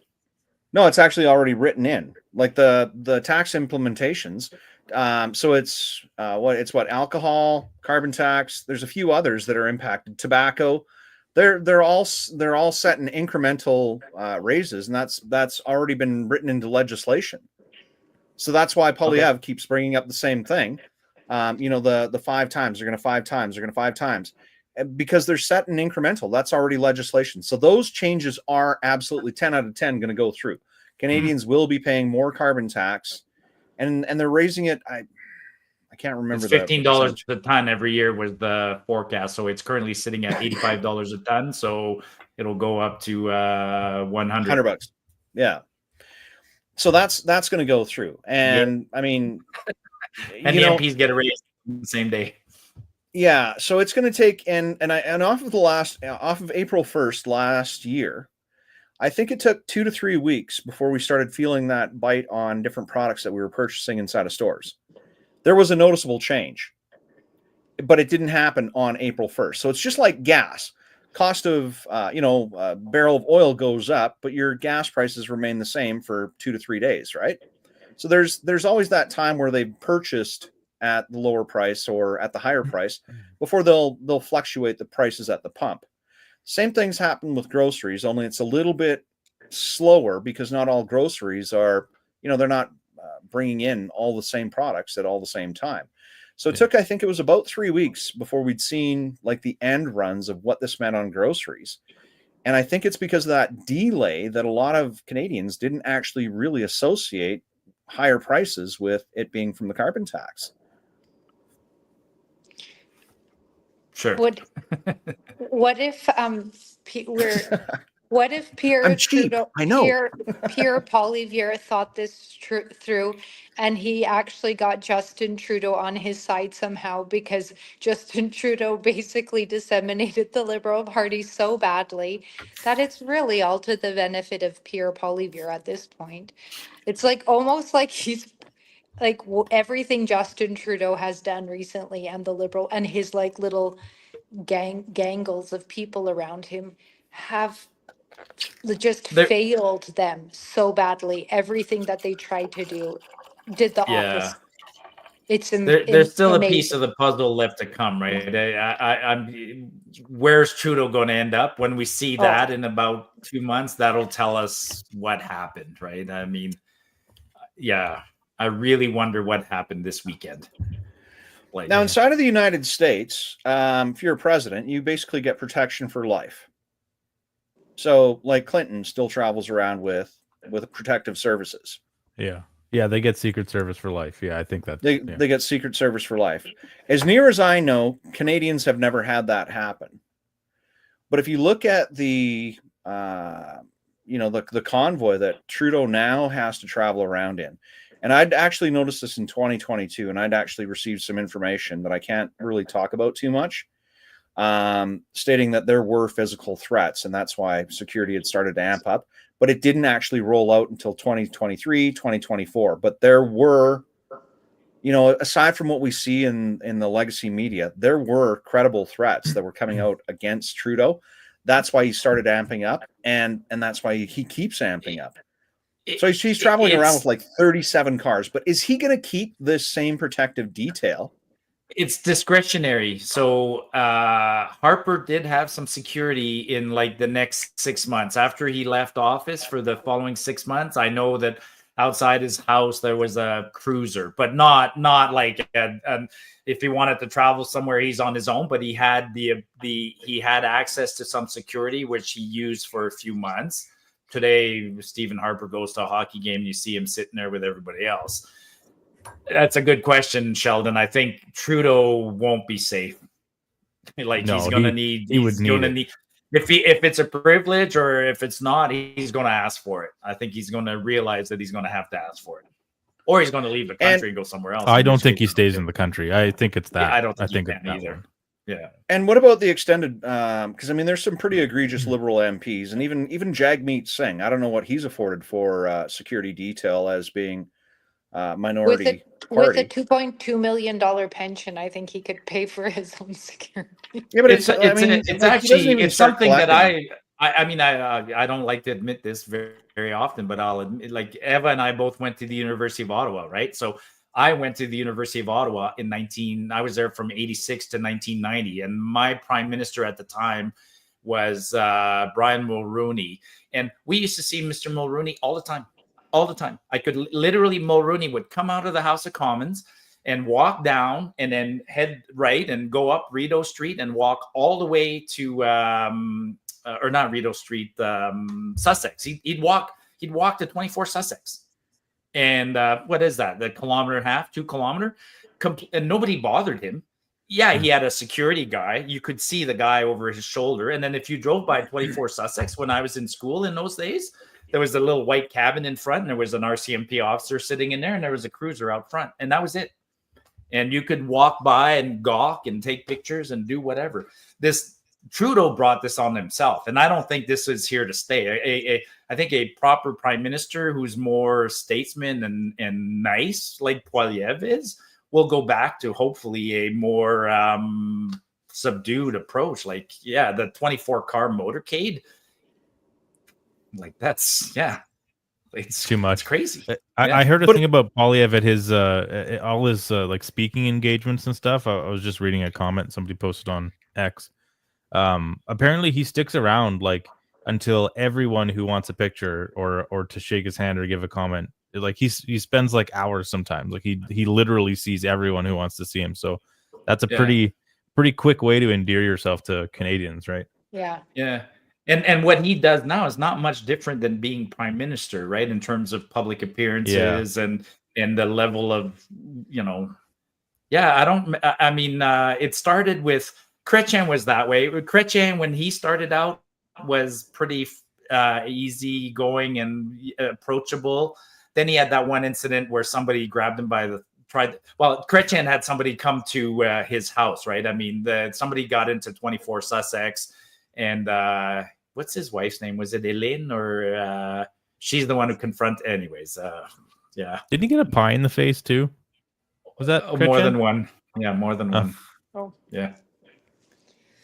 He's a feisty little bugger, Chrétien. Part of the reason I'm asking about not just Trudeau but also Jagmeet Singh is like, Jagmeet put out that weird video about like with 22 minutes with him and his dojo, or like doing his whatever martial arts that he does.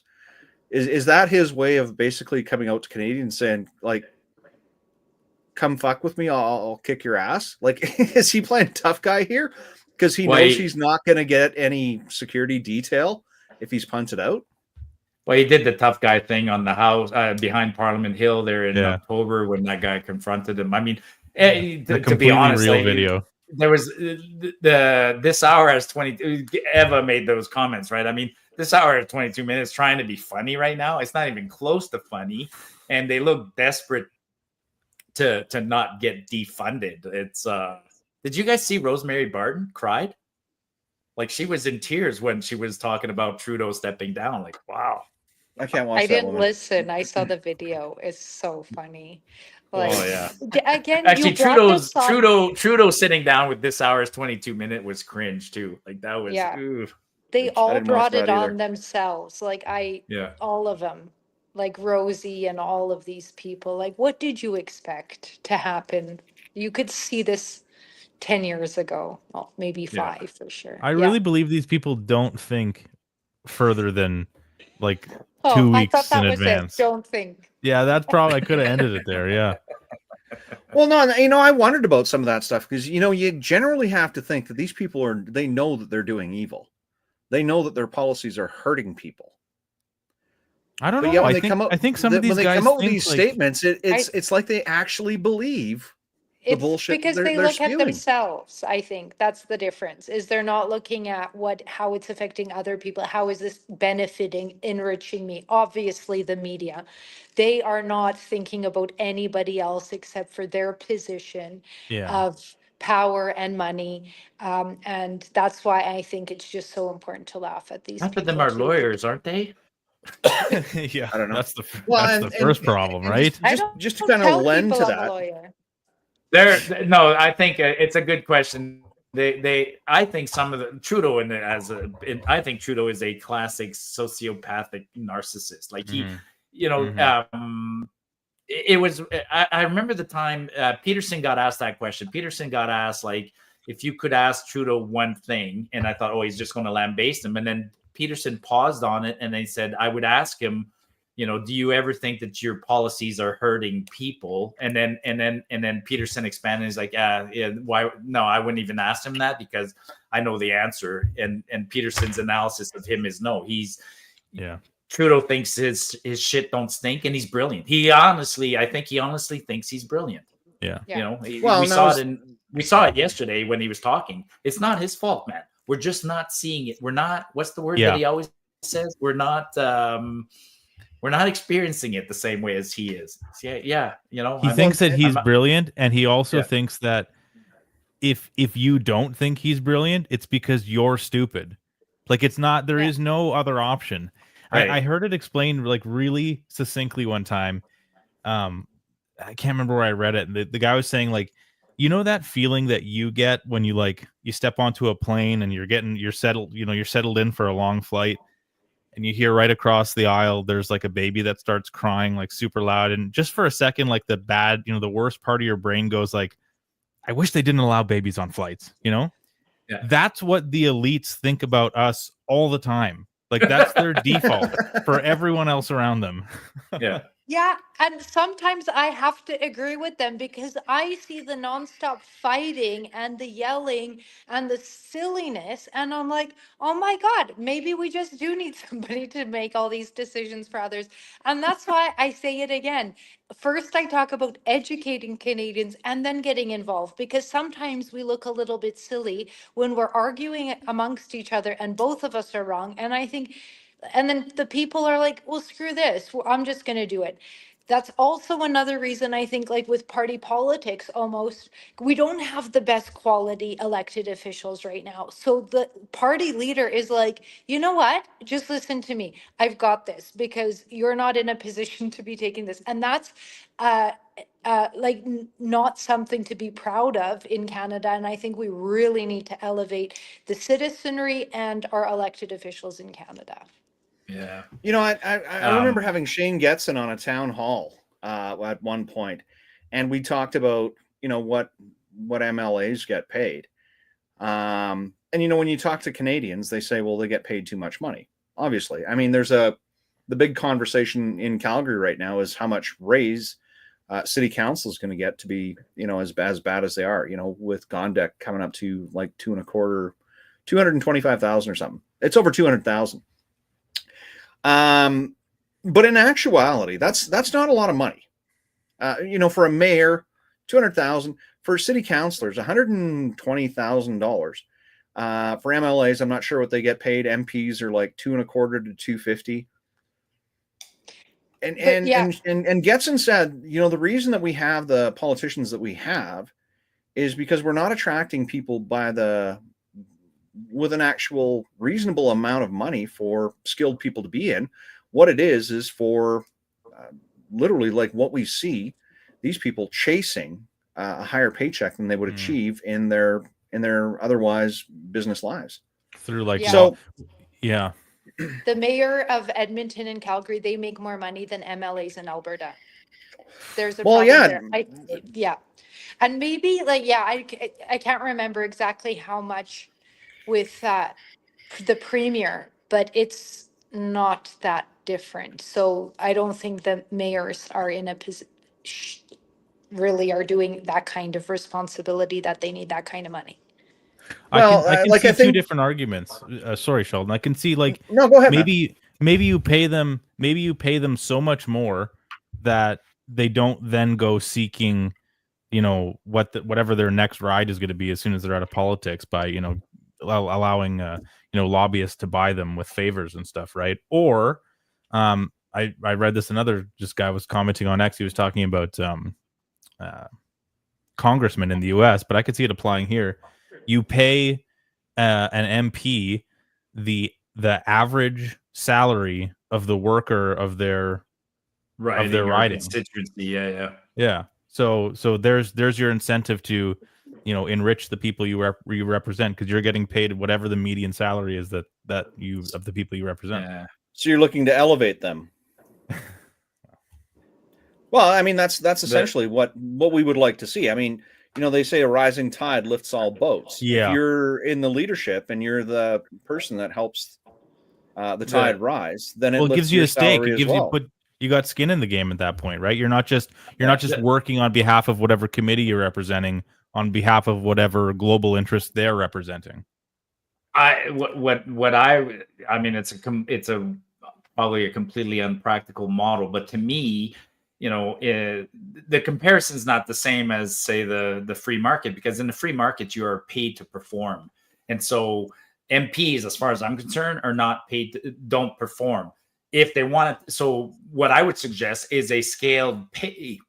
You get elected, you get $120,000 a year. There is a scale right now, but it's, you become a minister, get paid, and if you perform well, turn to your constituents, and then the constituents can say, yeah, he deserves a raise. And so and make the raises big. So you get paid in your first year, you get $100,000 a year. You do really well and you get a high approval rating from your constituents. Next year you're going to get 150. Do extremely well. Next year you're going to get 200. Keep sucking at what you do, you're stuck at your base pay of 100. So that's what I'd like to see, something like that, because I mean, beyond that, I don't think politics will ever attract, like, that's another myth, right? That paying well attracts good people. Even in industry, like, it doesn't work that way. Like, then you attract people who are just interested in making more bucks. So motivated individuals don't work for pure money. They work for something else. But it's a challenging That's question. a good point. That's a good point, because there's the whole other incentive Jennifer factor. O'Connell makes $200,000 a year as an MP. Like, holy shit. Like, Mark Garrettson makes $200,000 a year as an MP. Yeah, because there are the people there that are just in it for the rush of having power over somebody.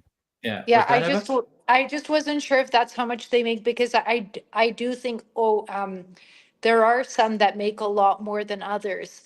Like, that's the thing. There's massive discrepancies which also don't make sense to me. But the pay is the same for every MP. So an MP right now, it's approximately $220,000. And then there's a premium for being on committees. There's a premium for being the chair of a committee. There's a premium for being the Speaker of the House. Then those are good paying jobs, obviously, because MLAs do not make that much money. Oh no, like, an MLA in like Alberta is $120,000 a year. It's not, a massive. Yeah. No, it's not even. And an MLA in Alberta doesn't get a pension. MLAs in Alberta voted away the pension years ago, and all they get is a defined contribution to a savings plan. It's still generous, but they don't get a pension. Yeah. So it's like Jam of the Month Club. Yeah. So then you can see, federally, it certainly is a nice, like, compensation for mostly anyone, but like for some skilled people, like Shane Getson was saying, it is a pay cut for some people. Totally.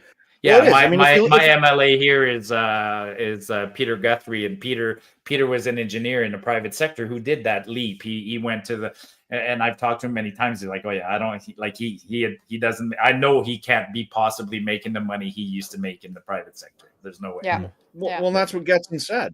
Yeah. He said, like this is chump change. Like, he goes, it's just really not a good salary, and that's why you're not going to attract the right people. But then, like, we see federally, it's $100,000 more, and then look at the quality of people we were just saying. Like, bigger pool of talent, and 200,000 doesn't solve the problem. I mean, it's interesting. $200,000, like the average, like I'm very intimate with this. The average salary of a Canadian is under like $68,000. It's a really, really low number. And so for if you tell the average Canadian that Jennifer O'Connell makes $220,000 a year, they just go like mind blown. Yeah. We should have some good. Yeah. That quality anyways, is not high. How long are we going there, Sheldon? I noticed we've been on for I about have to go to court in the morning. Yeah. Well, that's okay. Ooh, no, there fancy lawyer over here. Yeah. Look at me, Mr. I thought I'd throw that in there to show you how very important I am. No, there was actually one thing that Marty and Eva, I know you guys have talked about, but it was term limits. Mm-hmm. And better recall legislation. Like, that's the thing I keep term trying limits to tell and recall, people. yeah. There's so many things we could do, and we're just like, we're waiting around for somebody else to make these decisions, and somebody in power, in elected officials, aren't going to be the ones to be like, you know what's a good idea is if we make easier recall election, or if we have term limits, because they're already in charge. So why are they going to be the ones pushing it? They're not. Like, this really has to come from the citizens, and there's more of us than there are of them. It just takes a little bit more effort and coordination, and I think that there's so much that we can do if we already have at least term limits, possibly for like the prime minister. We wouldn't have this issue with Trudeau if we had that. Like, none of this proroguing, none of this non-confidence at this point. He would have had his 2 terms and he would have been done. Now, mean, we Marty, have I know a- you'd we you'd have a applied the system that's 157 years old, and our system came after the fact. I mean, like, there had been, the Americans next door had 100 years of experience with their democracy, and we started 100 years after them, and like, hey, let's do this, and like, and we picked an antiquated system. I guess we didn't have a choice. We went with the Westminster system, but and that was at least 6 weeks before the internet was introduced too. yeah. No, Marty, but on that, and I'd seen you made a point, because you know, on the term limits, you said like Nenshi wouldn't be here because he'd already spent his time in municipalities. So on term limits, can we allow politicians to graduate from municipal to provincial to federal? Like, is that a part of it? We could draft it. So there's no rules steadfast. Right now, we have no rules. In the United States, as you guys obviously know, the president has a 2-time limit. Not a lot of other things are, and I think governors do, and maybe not in every state. Apart from that, like, what Pelosi has been around since she was like 12, and she's still in politics.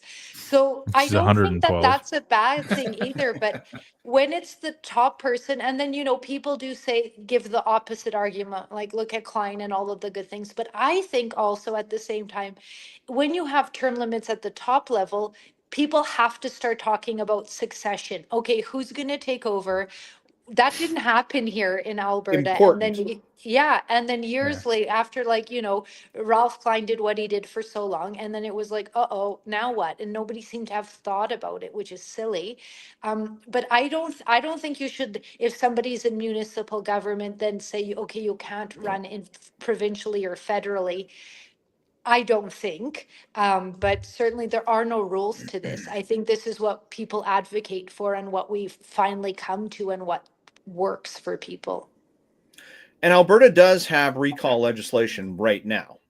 Yes, but it's very hard to do. But well, and I mean, we'd seen that on the first attempt to recall Mayor Gondek. Yeah. It was unachievable. That it wouldn't So have you mattered. could Like, change that though. for So for what you're actually looking at, like the time limit, I believe it was 3 months, and you had to have more people to recall Gondek than voted in the election. Totally. But we should be advocating to change that so it doesn't have to be so onerous. Yeah. And there was talk of that in Alberta, and that kind of disappeared because That was literally a campaign promise to last year. It was a campaign promise that just went gone. Yeah. But have you heard anybody talking about that for the last year? Nope. No. And this is what happens is I find Canadians are lots of chickens with their heads cut off with a lot of ideas, but they're not good with the follow through. You have to do like what the LGBTQ community did. Excellent. They stayed focused, they stayed on point, and they got the changes they were looking to make to the detriment of everyone else. And they're a minority. With a lot of these things, I think you could get a huge majority of people saying, yeah, we want better recall legislation. Like, why would people say no? On term limits, there's a lot more debate about that. But on recall, to give people a bit more Well, power. even in his speech yesterday, when asked if he had a regret, like, Trudeau said he regrets not being able to change the voting legislation. Like he had, we're still 14 using first or past the post. I thought that was Oh. actually the only part of his whole speech yesterday that made a teeny weeny little bit of sense. Yeah, we can have so many reforms in this country. I mean, an elected So many. Senate, term limits, better recall legislation. we could do a combination of increasing the wages and maybe decreasing the pensions, because that's the other thing. I think you're right. The pension, the wages attracts a certain group, and then we saw what happened with, like, I swear to God, Jagmeet stayed on and did some things that were completely against the party just to secure his own pension. I mean, the wage is nothing compared to the pension. He's going to collect a pension. He still only collects it at age 60, but at age 60, he gets $200,000 a year. And if he lives to be 80 or 90, that's going to add to $2.6 million bucks. Yeah, he's going to make more in retirement than most Canadians will make as a year's worth of salary. Yeah. So, anyways, unsustainable. All right, guys. Well, we're at about 2:20 here for time. We've got about 5,800 people watching. Just almost, well, 58. 5,000 people showed up to listen to this conversation. So, I guess we can probably wrap it up. The one thing I always like to do is, thank everybody for taking time to sit in on one of our conversations, because I mean, it's great to see people engaged. And if you do find out that we're coming to your city or we're having a little gathering, make sure you come and have a beer with us. And it's hard to catch everybody, and it's hard to have these like really long conversations, but definitely come out and meet us. So start off with you, Marty, then we'll go Eva and Mike. Parting words. What do you think we're looking at into 2025? I think I already said it. An election in May, somewhere around there, and then I'm going to be honest. I'm setting myself up for a little bit of disappointment. I don't want to get my hopes up too high on Pierre Poilievre. I think that's unfortunately that's my state right now. That's how I feel. He's got so much work to undo and fix. And I want it all to happen in 1 year, so I got to prepare myself that it's not going to happen this year. We're not gonna reverse all the damage done by the Liberals in 1 year. Not in a term. And I'm gonna support what Marty said in that I have basically, to me, I don't as much care who's in charge. Obviously, Trudeau is a little bit more of an issue because he was more tyrannical, but I think that the power is with the people. There's so much that we can do. I'm going to throw this up here. I have it, the book, and it's just the more we understand the systems that govern us, the more we can affect change. And like, why wait for Pierre Poilievre to enact things when we could pressure? That is our job as citizens, to push and pressure them. They do follow the polls. They do follow donors. So become the voters. Yay, look at that. Best thing ever in Canada.